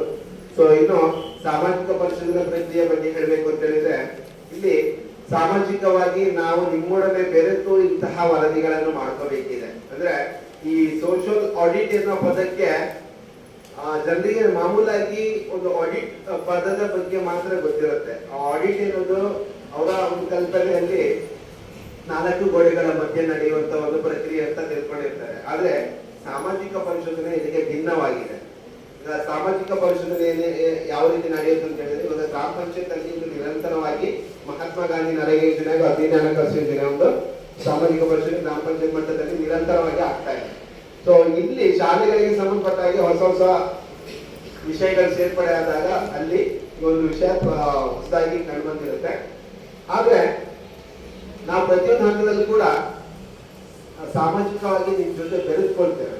ಸೊ ಸಾಮಾಜಿಕವಾಗಿ ಬೆರೆದುಕೊಂಡಾಗ ಮಾತ್ರ ನಮ್ಗೆ ಅಲ್ಲಿ ಒಂದು ಒಳ್ಳೆಯ ಮಾಹಿತಿಗಳು ನಮಗೆ ಸಿಗುತ್ತೆ. ಅದನ್ನು ದಾಖಲೆ ಮಾಡಿಕೊಂಡು ಅದನ್ನು ಸರ್ಕಾರಕ್ಕೆ ಸಲ್ಲಿಸಲಿಕ್ಕೆ ನಮಗೆ ಅವಕಾಶ ಇರುವಂತದ್ದು. ಆ ಒಂದು ಪ್ರಕ್ರಿಯೆಯನ್ನು ನಾವು ಚಾಚು ತಪ್ಪದೆ ನಿರಂತರವಾಗಿ ಮಾಡ್ತಾ ಬರ್ತಾ ಇದೀವಿ. ಪಾರದರ್ಶಕತೆಗೆ ಇಲ್ಲಿ ಬಹಳಷ್ಟು ಒತ್ತು ಕೊಟ್ಟು ಈ ಒಂದು ವರದಿಗಳನ್ನು ಮಾಡ್ತಾ ಇದ್ದೀವಿ. ಅದೇ ರೀತಿ ಇಲ್ಲಿ 3 ವಿಚಾರ ಅಂದ್ರೆ ಪಾರದರ್ಶಕತೆ, ಉತ್ತರದಾಯಿತ್ವ, ಜನರ ಸಹಭಾಗಿತ್ವ.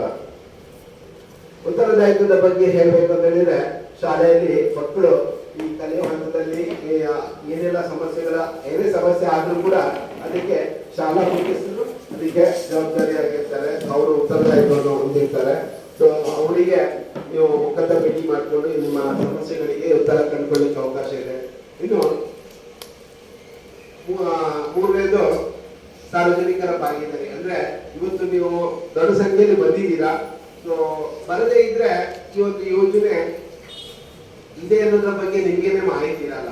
ಅಂದ್ರೆ ಶಾಲೆಯಲ್ಲಿ ಈ ಒಂದು ಯೋಜನೆ ಬಗ್ಗೆ ಸಾಮಾಜಿಕ ಪರಿಶೋಧನೆ ಆಗಿದೆ ಅನ್ನೋ ವಿಚಾರ ನಿಮಗೆ ತಿಳ್ಕೊಳ್ಳಿಕ್ಕೆ ಅವಕಾಶ ಇರ್ತಾ ಇರಲಿಲ್ಲ. ಸೊ ದೊಡ್ಡ ಸಂಖ್ಯೆಯಲ್ಲಿ ಬಂದಿದ್ದೀರಾ. ಸೊ ಇವತ್ತು ಈ ಶಾಲೆಯಲ್ಲಿ ಈ ಸಮಗ್ರ ಶಿಕ್ಷಣ ಯೋಜನೆ ಅನ್ನೋದ್ರ ಬಗ್ಗೆ ಏನು ಕಲ್ಪನೆ, ಸೊ ಯಾವ ರೀತಿ ಇದು ಯಾಕೆ ಮಾಡ್ತಾ ಇದ್ದಾರೆ, ಸೊ ಇಲ್ಲಿ ನಮ್ಮ ಪಾತ್ರ ಏನು ಅನ್ನೋದ್ರ ಬಗ್ಗೆ ನಿಮ್ಗೆ ಸ್ಪಷ್ಟತೆ ಇರುತ್ತೆ. ಸೊ ಪ್ರತಿಯೊಂದು ವಿಚಾರಗಳು ಈಗ ಬರೀ ಒಂದು ಸಭೆ ಮಾತ್ರ ಅಲ್ಲ, ಈಗ ಎಲ್ಲಾ ಗ್ರಾಮ ಪಂಚಾಯತ್ ಮಟ್ಟದಲ್ಲಿ ಕೂಡ ಸಭೆಗಳು ನಿರಂತರ ಆಗ್ತಾನೆ ಇರುತ್ತೆ.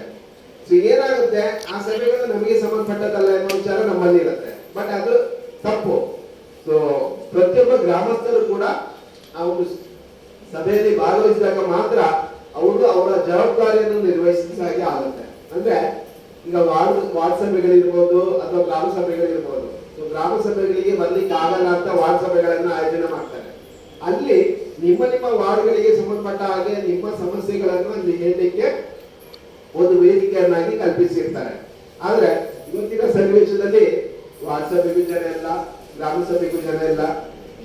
ಹಾಗಾದ್ರೆ ನಮ್ಮ ಸಮಸ್ಯೆಗಳನ್ನು ನಾವು ಯಾರ ಹತ್ರ ಹೇಳ್ಕೊಳ್ಬೇಕು? ಅದನ್ನು ಪರಿಹಾರ ಕಂಡುಕೊಳ್ಳುವವರು ಯಾರು? ನಾವೇ. ನಾವೇ ನಮ್ಮ ಸಮಸ್ಯೆಗಳನ್ನು ಹೇಳ್ಕೊಳ್ಬೇಕು. ಮತ್ತೆ ಅದಕ್ಕೆ ಆ ಒಂದು ಯೋಜನೆಗಳ ಮುಖಾಂತರ ಬರುವಂತಹ ಅನುದಾನವನ್ನು ಸದ್ಬಳಕೆ ಮಾಡ್ಕೊಳ್ಳಿಕ್ಕೆ ನಾವೇ ಜವಾಬ್ದಾರರು. ಹಾಗಾಗಿ ನಮ್ಮ ಇರುವಿಕೆಯನ್ನು ನಾವು ಸಮರ್ಪಕವಾಗಿ ನಾವು ನಿಭಾಯಿಸಿದಾಗ ಮಾತ್ರ ಪ್ರತಿಯೊಂದು ಯೋಜನೆಗಳು ಕೂಡ ಅದು ಯಶಸ್ಸು ಕಂಡುಕೊಳ್ಳುತ್ತೆ. ಇಲ್ಲದೆ ಹೋದ್ರೆ ಆ ಯೋಜನೆಗಳಾಗಿ ಉಳ್ಕೊಳ್ಳುತ್ತೆ. ಅದು ಯಾವ ಉದ್ದೇಶಕ್ಕಾಗಿ ಆ ಯೋಜನೆಯನ್ನು ಜಾರಿಗೆ ತಂದಿರ್ತಾರೋ ಆ ಉದ್ದೇಶ ಈಡೇರಲ್ಲ. ಅಲ್ಲಿ ಬೇರೆ ಲೋಪಗಳಾಗುತ್ತೆ. ಆವಾಗ ಮತ್ತೆ ಅದು ಏನು ಸಾರ್ವಜನಿಕರಿಗೆ ಅದರಿಂದ ಸಮಸ್ಯೆ ಆಗುತ್ತೆ. ಆದ್ರಿಂದ ಇವತ್ತು ಏನೇ ವರದಿ ಇರಬಹುದು, ಆ ವರದಿ ಬಗ್ಗೆ ನಿಮ್ಮ ಒಂದು ಚರ್ಚೆ ಅಥವಾ ನಿಮ್ಮ ಅಭಿಪ್ರಾಯ ಏನಿದೆ ಅದನ್ನು ದಾಖಲಿಸಿಕೊಳ್ಳಿ. ದಾಖಲಿಸಿದಾಗ ಮಾತ್ರ ಅದಕ್ಕೊಂದು ಒಳ್ಳೆಯ ಮನ್ನಣೆ ಸಿಗುತ್ತೆ. ಇಲ್ಲ ಅಂತ ಹೇಳಿದ್ರೆ ಆ ವರದಿ ತಯಾರು ಮಾಡಿರೋದು ಕೆಲವೊಂದ್ ಕಡೆ ಗೊತ್ತಿದೆ, ನಮಗೆ ಯಾರು ಮಾತಾಡಲ್ಲ. ನಮಗೆ ಆ 3 ದಿನಗಳಲ್ಲಿ ಏನು ಕಂಡಿರುತ್ತೆ ಅದನ್ನು ದಾಖಲಿಸಿಕೊಂಡು ನಾವು ವರದಿಗಳನ್ನು ಮಾಡಿರ್ತೇವೆ. ಆದ್ರೆ ವಾಸ್ತವವಾಗಿ ಅದು ತಪ್ಪಿರ್ಲೂಬಹುದು ಅಲ್ವಾ? ಆ ತಪ್ಪಿದ್ದಾಗ ಅದು ತಪ್ಪಿದೆ ಸರ್, ಅದು ಈ ರೀತಿ ಇರ್ಬೇಕು ಎಂಬ ಒಂದು ವಿಚಾರವನ್ನು ನೀವುಗಳೇ ಹೇಳ್ಬೇಕು. ನೀವುಗಳೇ ಹೇಳ್ಕೊಂಡು ಅದನ್ನು ದಾಖಲಿಸಿಕೊಂಡು ಮತ್ತೆ ಮುಂದಕ್ಕೆ ಸರ್ಕಾರಕ್ಕೆ ವರದಿ ಮಾಡುವಂತ ಅವಕಾಶ ಇರುತ್ತೆ. ಹಾಗಾಗಿ ಮತ್ತೊಮ್ಮೆ ನಿಮಗೆ ಸಮಗ್ರ ಶಿಕ್ಷಣ ಯೋಜನೆ ಏನು ಹೇಳಿದ್ರೆ ಅದು ಯಾವುದೂ ಅಲ್ಲ, ದೊಡ್ಡ ವಿಚಾರ ಅಲ್ಲ. ಮಕ್ಕಳಿಗೆ ಹಂತ ಹಂತವಾಗಿ ನಿಮ್ಗೆ ಏನು ಶಿಕ್ಷಣ ಸಿಗ್ತಾ ಇದೆ, ಆ ಶಿಕ್ಷಣ ಸಿಗ್ತಾ ಇದೆಯಾ, ಅವರಿಗೆ ಮೂಲಭೂತ ಸೌಕರ್ಯಗಳನ್ನು ಏನು ಕೊಡ್ಬೇಕಿದೆ, ಅದು ಕೊಟ್ಟಿದಾರೋ ಇಲ್ವೋ, ಏನು ಅನುದಾನ ಬಂದಿರುತ್ತೆ ಅದು ಸದ್ವಿನಿಯೋಗ ಆಗಿದೆಯೋ ಇಲ್ವೋ, ಆ ಶಿಕ್ಷಣದ ಹಂತ ಯಾವ ರೀತಿ ಇದೆ, ಇವೆಲ್ಲವನ್ನು ಕೂಲಂಕುಷವಾಗಿ ಪರಿಶೀಲನೆ ಮಾಡ್ಲಿಕ್ಕೆ ಇರುವಂತದ್ದು ಈ ಒಂದು ಯೋಜನೆ. ಅದು ಮುಂದೆ ಇವತ್ತು ಆಗಿದೆ, ಸಾಮಾಜಿಕ ವರ್ಷದ ಪ್ರಕ್ರಿಯೆ ಆಗಿದೆ, ವರದಿ ಮತ್ತೆ ಮುಂದಿನ ಹಂತದಲ್ಲಿ ಆಗುತ್ತೆ. ಅದು ಮಂಡನೆ ಆದಾಗ ಮತ್ತೆ ನಿಮ್ಮ ಒಂದು ಪಾತ್ರ ಬಹಳಷ್ಟು ಇರುತ್ತೆ. ಈ ಒಂದು ಸಂದರ್ಭದಲ್ಲಿ ನನಗೆ ಈ ಯೋಜನೆ ಬಗ್ಗೆ ಮಾತನಾಡಲಿಕ್ಕೆ ಅದು ಮಾಡಿಕೊಟ್ಟಿದ್ದೀರಾ. ನಿಮ್ಮೆಲ್ಲರನ್ನು ವಂದಿಸುತ್ತಾ ನನ್ನ ಈ ಮಾತುಗಳನ್ನು ಮುಗಿಸ್ತಾ ಇದ್ದೇನೆ. ಜೈ Hind.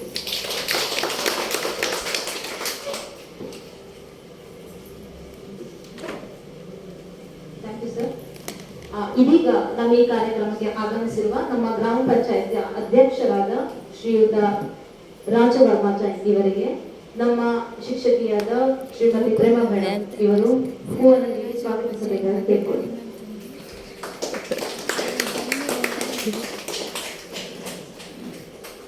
Welcome you sir. Harish sir ಮಾತಾಡಿದ ನಂತರ ನಿಮ್ಮೆಲ್ಲ ಪ್ರಶ್ನೆಗಳಿಗೆ ಮೋಸ್ಟ್ಲಿ ಉತ್ತರ ಸಿಕ್ಕಿದೆ ಅನ್ಕೊಳ್ತೇನೆ ಅಲ್ವಾ? ಸವಿಸ್ತಾರವಾಗಿ ಅವ್ರು ಹೇಳಿದ್ದಾರೆ. ಸಾಮಾಜಿಕ ಪರಿಶೋಧನೆ ಅಂದ್ರೇನು, ನಾವ್ ಯಾಕೆ ಇಲ್ಲಿ ಕೂತ್ಕೊಂಡಿದ್ದೇವೆ, ನಾವ್ ಏನನ್ನ ಕೇಳ್ತಾ ಇದ್ದೇವೆ, ಯಾಕೆ ನಮ್ಮ ಮನೆಗಳಿಗೆ ಬಂದಿದ್ರು, ಇದೆಲ್ಲ ಏನ್ ನಡೀತಾ ಇದೆ ಅನ್ನೋದು ಸ್ವಲ್ಪ ನಿಮಗೆ ಮನವರಿಕೆ ಆಯ್ತು ಅನ್ಕೊಳ್ತೇನೆ. ಹೌದಲ್ಲ? ಆಗಿದೆ ಅಲ್ವಾ? ಹೌದಾ? ಆಗಿದೆ ಅಲ್ವಾ?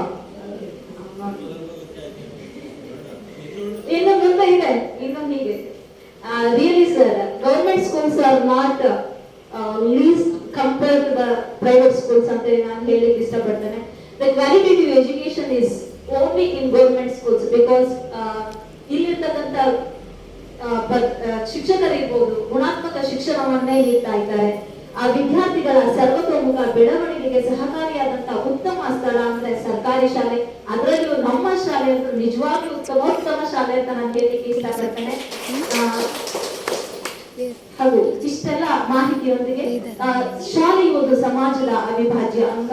ಹಾಗಾಗಿ ಪೋಷಕರು ಮತ್ತೆ ಶಿಕ್ಷಕರು ಮಕ್ಕಳ ಅಭಿವೃದ್ಧಿಗೆ ಹೇಗೆ ನಾವು ಶ್ರಮಿಸಬೇಕು, ನಾವು ಹೇಗೆ ಅವರ ಒಂದು ಶ್ರೇಯೋಭಿವೃದ್ಧಿಗೆ ಕೈ ಜೋಡಿಸಬೇಕು ಅಂತ ಹೇಳಿ ಉತ್ತಮ ಮಾಹಿತಿಯೊಂದಿಗೆ ಈ ಕಾರ್ಯಕ್ರಮದ ಪ್ರಾಸ್ತಾವಿಕ ನುಡಿಯನ್ನಾಡಿದ ಸರ್ ನಿಮಗೆ ಧನ್ಯವಾದಗಳು.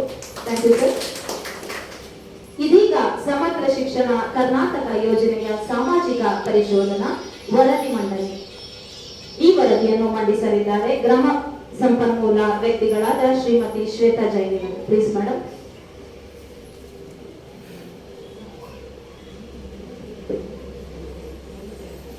ಎಲ್ಲರಿಗೂ ನಮಸ್ಕಾರ.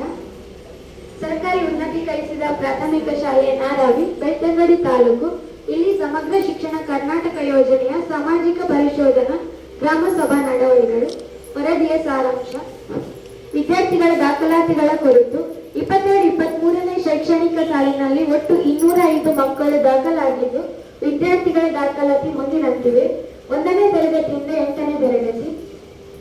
1ನೇ ತರಗತಿ 23 ಮಕ್ಕಳು, 2ನೇ ತರಗತಿ 26 ಮಕ್ಕಳು, 3ನೇ ತರಗತಿ 27 ಮಕ್ಕಳು, 4ನೇ ತರಗತಿ 17 ಮಕ್ಕಳು, 5ನೇ ತರಗತಿ 32 ಮಕ್ಕಳು, 6ನೇ ತರಗತಿ 23 ಮಕ್ಕಳು, 7ನೇ ತರಗತಿ 25 ಮಕ್ಕಳು, 8ನೇ ತರಗತಿ 32, ಒಟ್ಟು 205 ಮಕ್ಕಳು. ಸದ್ರಿ ಶಾಲೆಯಲ್ಲಿ 1ರಿಂದ 8ನೇ ತರಗತಿಯವರೆಗೂ ತರಗತಿಗಳಿದ್ದು 88 ಹುಡುಗರು, 76 ಹುಡುಗಿಯರು, ಒಟ್ಟು 164 ವಿದ್ಯಾರ್ಥಿಗಳು ವಿದ್ಯಾಭ್ಯಾಸ ಪಡೆಯುತ್ತಿದ್ದಾರೆ. ಭೇಟಿಯ ದಿನದಂದು ಶಾಲಾ ದಾಖಲಾತಿಯಲ್ಲಿರುವಂತೆ ಸಂಖ್ಯೆಗೆ ಸಂಬಂಧಿಸಿದಂತೆ 12/3/25ರಂದು 157 ಮಕ್ಕಳು ಹಾಜರಾಗಿದ್ದು, 7 ಮಕ್ಕಳು ಗೈರು ಹಾಜರಾಗಿರುವುದು ಕಂಡುಬಂದಿರುತ್ತದೆ. ಶಾಲೆಯಲ್ಲಿ ಮಕ್ಕಳು ಪಠ್ಯಪುಸ್ತಕಗಳನ್ನು ಹಾಗೂ ಸಮವಸ್ತ್ರಗಳನ್ನು ಪಡೆದಿರುತ್ತಾರೆ. ಮಕ್ಕಳು ವಿದ್ಯಾರ್ಥಿ ವೇತನವನ್ನು ಪಡೆದಿರುತ್ತಾರೆ. ವಿದ್ಯಾರ್ಥಿಗಳ ಸರಾಸರಿ ಹಾಜರಾತಿ 80% ಹೆಚ್ಚಿರುವುದು ಕಂಡುಬಂದಿರುತ್ತದೆ. ಶಾಲೆಗೆ ಬರುವ ಮಾರ್ಗವು ಸುರಕ್ಷಿತವಾಗಿದೆ. ಮಕ್ಕಳನ್ನು ಅವರ ವಯಸ್ಸಿನ ಅನುಗುಣವಾಗಿ ತರಗತಿಗಳಿಗೆ ದಾಖಲಾತಿ ಮಾಡಿಕೊಳ್ಳಲಾಗಿದೆ.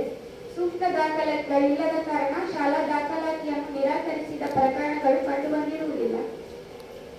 ಎಲ್ಲ ಅಪೇಕ್ಷಣೀಯ ಮಕ್ಕಳಿಗೆ ವರ್ಗಾವಣೆ ಪ್ರಮಾಣ ಪತ್ರವನ್ನು ನೀಡಲಾಗಿದೆ.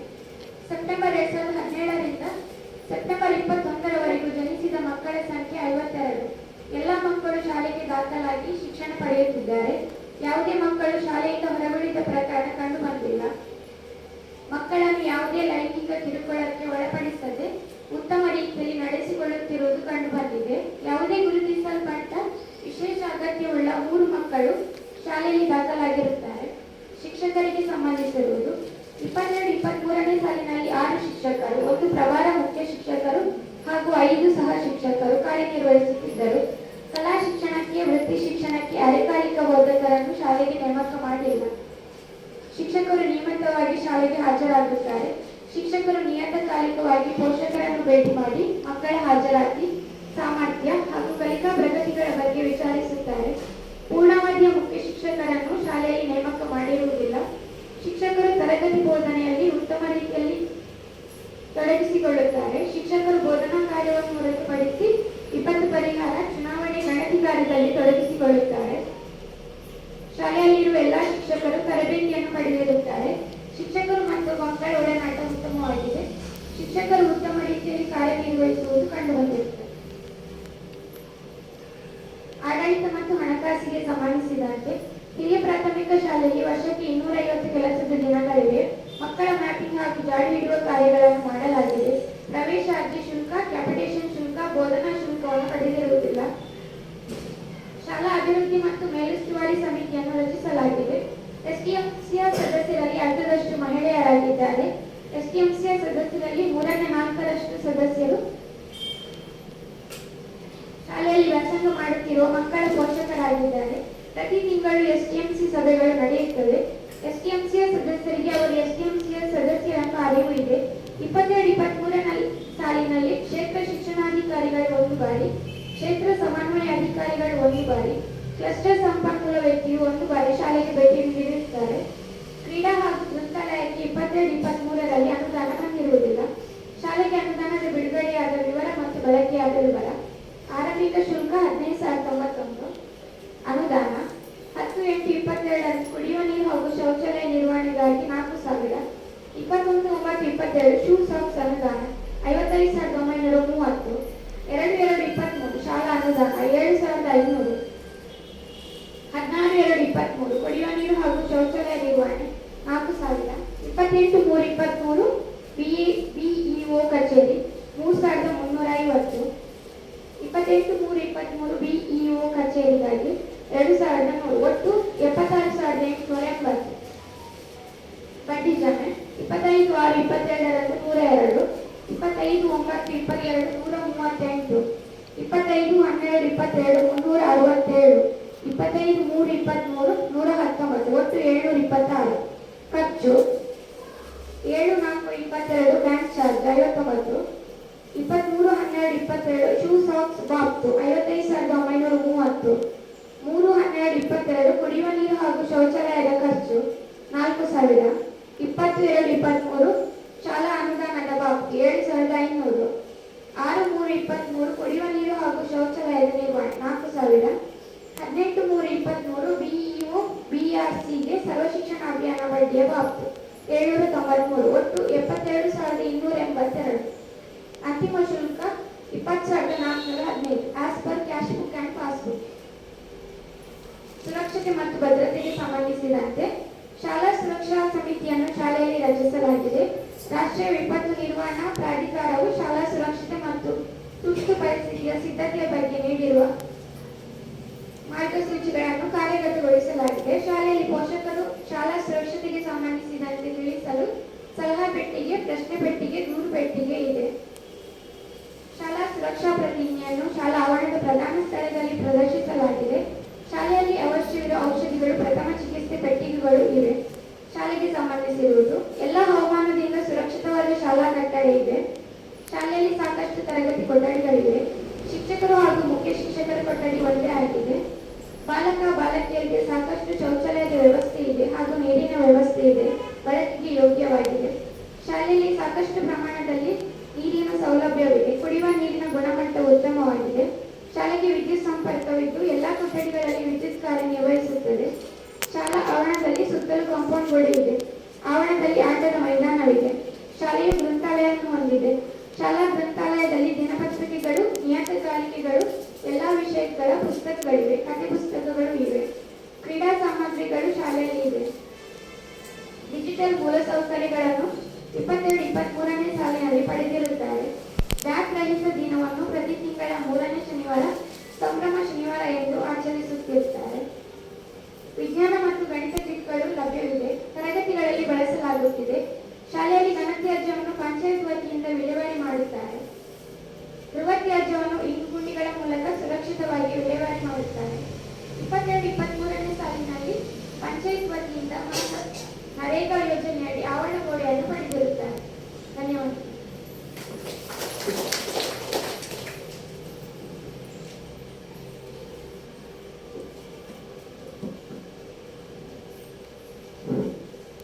Thank you madam.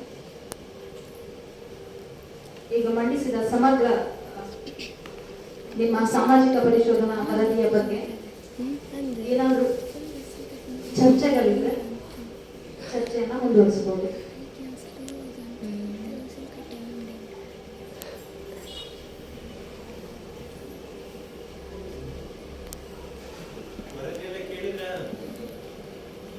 ಎಲ್ಲ ವಿಭಾಗದಲ್ಲಿಯೂ ವರದಿಯನ್ನು ತಯಾರು ಮಾಡಿದ್ದಾರೆ ಅವರು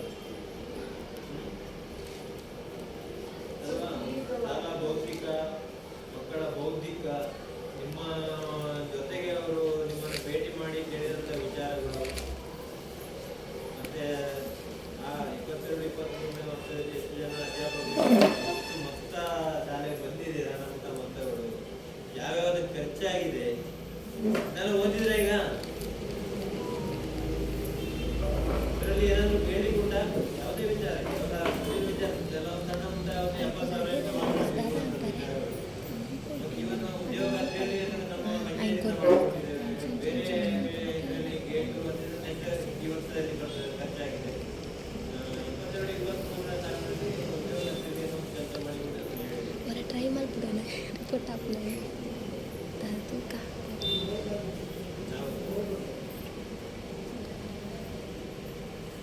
ಏನಾದರೂ ವಿಚಾರ ಕೇಳಲಿಕ್ಕಿದ್ರೆ ಹೇಳಿ. ಅದಲ್ಲದೆ ಇನ್ನೆಷ್ಟು ಏನಾದರೂ ವಿಚಾರ ಅದರಲ್ಲಿ ವ್ಯತ್ಯಾಸ ಆಗಿದೆ ಅಥವಾ ಇನ್ನು ಎಷ್ಟು ಹೇಳಲಿಕ್ಕೆ ಉಂಟೆ ಅನ್ನೋದಿದ್ರೆ ಒಂದು ಹೇಳ್ಬೋದು, ಮಾತಾಡ್ಬೋದು. ವರದಿ ಎಲ್ಲದ್ರ ಬಗ್ಗೆ ವರದಿ ತಯಾರು ಮಾಡಿದ್ದಾರೆ. ಪ್ರತಿಯೊಂದು ವಿಚಾರಗಳು ಅವ್ರದ್ದು ಚೆಕ್ಲಿಸ್ಟ್ ಇರ್ತದೆ. ಆ ಪ್ರಕಾರ ಮಕ್ಕಳಂತಾನೆ ಶಾಲೆ ಮಾಡ್ತಾ ಇದ್ದಾರಾ, ಕಳಿಸ್ತಾ ಇದ್ದೀರಾ? ಸರ್ವ ಶಿಕ್ಷಣ ಅಭಿಯಾನ ಆರಂಭದಲ್ಲಿ ಬಂದಾಗ ಅದರ ಉದ್ದೇಶ ಏನಿತ್ತು? 6ರಿಂದ 14 ವರ್ಷದ ಮಕ್ಕಳು ಅಂತ ಇತ್ತು. ಅವಾಗ 6ರಿಂದ 14 ವರ್ಷದ ಮಕ್ಕಳು ಎಲ್ಲರೂ ಶಾಲೆಗೆ ದಾಖಲಾಗಬೇಕು, ಹಾಜರಾಗಬೇಕು. ಅಲ್ಲಿ 14 ವರ್ಷದವರೆಗೂ ಶಾಲೆಯಲ್ಲಿ ಇರಬೇಕಂತ ಮುಖ್ಯ ಮೂಲ ಉದ್ದೇಶ ಅದೇ. ಈಗ ಅದಕ್ಕೆಲ್ಲ ಸೇರ್ಪಡೆಯಾಗಿದೆ, ಕೆಲವೊಂದು ವಿಚಾರಗಳು ಸೇರ್ಪಡೆಯಾಗಿವೆ. 14 ವರ್ಷ ಅಲ್ಲ, ಅದು ಹೋಗಿ 18 ವರ್ಷ ಆಗಿದೆ ಈಗ.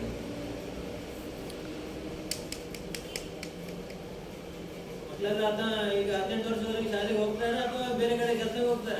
ಅದು ಬಹಳ ಮುಖ್ಯ. ಶಾಲೆ ಬಿಟ್ಟು ಹೋಗ್ತಾರ?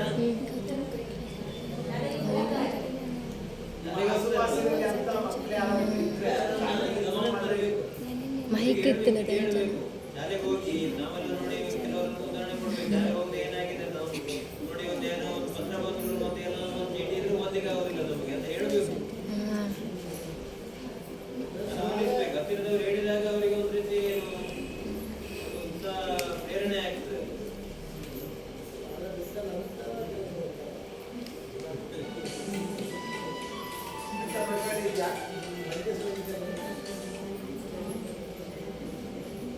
ಶಾಲೆಗೆ ಬರುವ ಬದಲಿಗೆ ಬೇರೆ ಕೆಲಸಕ್ಕೆ ಹೋಗುವವರಿದ್ದಾರೆ ಮಕ್ಕಳು. ಇವಾಗ ಶಾಲೆಗೆ ಬರುವ ಪ್ರಾಯದಲ್ಲಿ ಶಾಲೆಗೆ ಬರುವುದನ್ನು ತಪ್ಪಿಸಿ ಎಲ್ಲಿಯಾದ್ರೂ ಕೆಲಸ ಹೋಗ್ತಾರ? ಇಲ್ಲ ಅಲ್ಲ, ಮೊದಲ ಹೋಗ್ತಾ ಇದ್ರು. ಈಗ ಅದು ಮುಂದುವರಿಬಾರದು ಅಂತ ನಮ್ಮಲ್ಲಿ ಎಲ್ಲ. ಬೇರೆ ಕಡೆ ಉತ್ತರ ಕರ್ನಾಟಕ ಹೋದ್ರು ಇವತ್ತಿಗೂ ಇರ್ಬೋದು, ನಮ್ಮಲ್ಲಿ ಇಲ್ಲ. ಶಾಲೆ ಹೋಗುವ ಮಕ್ಕಳನ್ನ ಹೋಟೆಲಿಗೆ ಕೆಲಸ ಕಳಿಸುದು, ಬೆಂಗಳೂರಿಗೆ ಕಳಿಸುದು, ಮುಂಬೈ ಕಳಿಸುದು, ಚೆನ್ನೈ ಕಳಿಸುದು ಮೊದಲ ಇತ್ತು. ಈಗೇನಾದ್ರು ಸಮಸ್ಯೆ ಉಂಟ? ಎಲ್ಲ ಏನು ಈಗ ಶಿಕ್ಷಣ ಏನು ಶಾಲೆ ಬಂದೇನಾದ್ರು ಟ್ಯೂಷನ್ ಉಂಟ? ಇಲ್ಲ, ಎಲ್ಲ ಧರ್ಮಾರ್ಥವಾಗಿ ಕೊಡ್ತಾರೆ, ಕೊಡ್ತಾರೆ. ಉಚಿತ ಶಿಕ್ಷಣ ಅಲ್ವಾ? ಶೂ ಕೊಡ್ತಾರೆ, ಯೂನಿಫಾರ್ಮ್ ಕೊಡ್ತಾರೆ.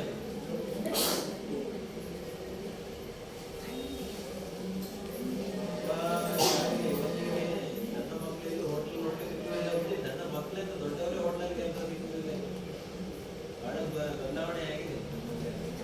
ಇನ್ನೂ ಚೆನ್ನಾಗಿ ಬದಲಾವಣೆ ಆಗಿದೆ. ಸೇರ್ಬೇಕು. ನಮ್ಮ ಆರೋಗ್ಯ, ಶಿಕ್ಷಣ ಎಲ್ಲ ಇಂಪ್ರೂವ್ಮೆಂಟ್ ಆಗುತ್ತೆ. ನೋಡಿ, ಇದು ಯಾವ ವಿಚಾರಗಳನ್ನ ಮಾತಾಡ್ತೀನಿ. ಈಗ ಏನಾದ್ರು ವಿಚಾರಗಳು ಉಂಟಾ ಇದರಲ್ಲಿ? ಚೆನ್ನಾಗಿ ನಿರ್ವಹಣೆ ಮಾಡಿದ್ದಾರೆ ವರದಿಯನ್ನ. ವರದಿ ಚೆನ್ನಾಗಿದ್ರೆ ಚೆನ್ನಾಗಿದೆ, ಸರಿಯಾಗಿ ವರದಿ ಮಾಡಿದ್ದಾರೆ ಅಂತ ಒಂದು ಚಪ್ಪಾಳೆ ತಟ್ಟಿ.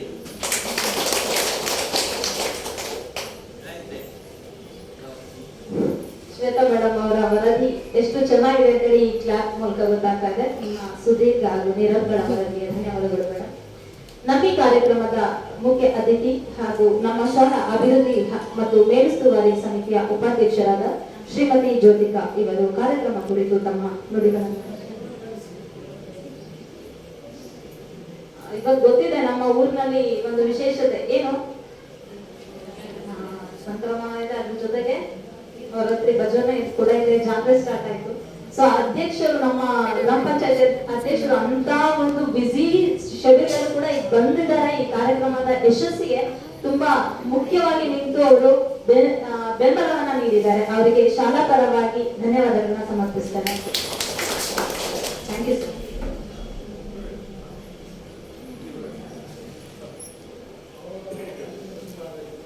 ನಮ್ಮ ಜ್ಯೋತಿಕಾ ಮೇಡಮ್ ಮೌನದ ಮೂಲಕವೇ ಅವರು ಈ ಕಾರ್ಯಕ್ರಮಕ್ಕೆ ಶುಭಾಶಯವನ್ನ ಕೋರಿದ್ದಾರೆ. Thank you.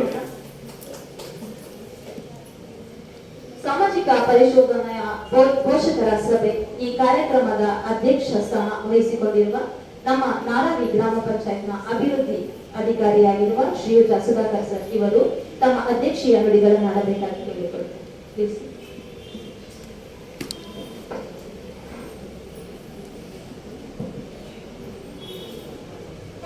ಎಲ್ಲರಿಗೂ ನಮಸ್ಕಾರಗಳು. 2022-23ನೇ ಸಾಲಿನ ಈ ಶಾಲೆಯ ಸಾಮಾಜಿಕ ಪರಿಶೋಧನೆಯ ಬಗ್ಗೆ ಒಂದು ಅಂತಿಮ ಸಭೆ ಪರಿಶೋಧನೆ ಆಗಿದೆ. ಆ ವರದಿ ಮಂಡನೆ ಹಾಗೂ ಎಲ್ಲ ವಿಚಾರಗಳ ಈ ಅಂತಿಮ ಗ್ರಾಮ ಸಭೆಯ ಈ ಸಭೆಯಲ್ಲಿ ಉಪಸ್ಥಿತರಿರುವಂತ ಸಾಮಾಜಿಕ ಪರಿಶೋಧನೆಯ ತಾಲೂಕು ವ್ಯವಸ್ಥಾಪಕರು ಹಾಗೂ ಶಾಲಾ ಮುಖ್ಯೋಪಾಧ್ಯಾಯರು ಮಿತ್ರರಾದ ಪ್ರಭಾಕರ್ ಹಾಗೂ ಶಾಲಾ ಎಸ್ಡಿಎಂಸಿಯ ಉಪಾಧ್ಯಕ್ಷರು ಜ್ಯೋತಿಕಾ ಅವರೇ, ಎಲ್ಲ ಅಧ್ಯಾಪಕ ವೃಂದದವರು, ಪೋಷಕ ವೃಂದದವರೇ ಹಾಗೂ ಸಂಬಂಧಪಟ್ಟ ಎಲ್ಲ ವಿಭಾಗ, ಹಾಗೆ ಗ್ರಾಮ ಸಂಪನ್ಮೂಲ ವ್ಯಕ್ತಿಗಳಿದ್ದಾರೆ, ಅವರು ಮುಖ್ಯ ಕೆಲಸ ಅವರನ್ನೇ ಎಲ್ಲ ವರದಿಗಳನ್ನ ಚಿತ್ರಣ ಮಾಡಿ ಎಲ್ಲ ತಯಾರು ಮಾಡುವ ಗ್ರಾಮ ಸಂಪನ್ಮೂಲ ವ್ಯಕ್ತಿಗಳು. ಈ ಸಮಗ್ರ ಶಿಕ್ಷಣ ಅಭಿಯಾನ ಯೋಜನೆ ಹರಿಚವರು ಹೇಳಿದ್ರು, ಆರಂಭದಲ್ಲಿ ಸರ್ವ ಶಿಕ್ಷಣ ಅಭಿಯಾನ ಅಂತ ಇತ್ತು. ನಂತರ ಅದರ ಹೆಸರು ಹೈಸ್ಕೂಲು ಅನ್ನ ಸೇರಿಸಿಕೊಂಡು ಮಾಧ್ಯಮಿಕ ಶಿಕ್ಷಣ ಯೋಜನೆ ಆಯಿತು. ನಂತರ ಅದನ್ನು ಪೂರ್ತಿ ಈಗ ಇವತ್ತಿನ ಹೆಸರಿನಲ್ಲಿ ಸಮಗ್ರ ಶಿಕ್ಷಣ ಯೋಜನೆ. ನಾವು ಶಿಕ್ಷಣ ವಿದ್ಯಾವಿಹೀನ ವಸ್ತು ಸಮಾನಂ ಅಂತ ಹೇಳಿ, ಅದು ಔಪಚಾರಿಕ ಶಿಕ್ಷಣ ಇರಲಿ ಅನೌಪಚಾರಿಕ ಶಿಕ್ಷಣ ಇರಲಿ, ಒಂದು ತಿಳುವಳಿಕೆ ಎನ್ನುವಂಥದ್ದು ಬರಬೇಕಿದ್ರೆ ನಾವು 10 ಜನರೊಟ್ಟಿಗೆ ಸೇರಬೇಕು, ಅಥವಾ ಶಾಲೆಗೆ ಬರಬೇಕು, ಅಥವಾ ಸಾಮಾಜಿಕ ಚಟುವಟಿಕೆಗಳಲ್ಲಿ ಸೇರಬೇಕು.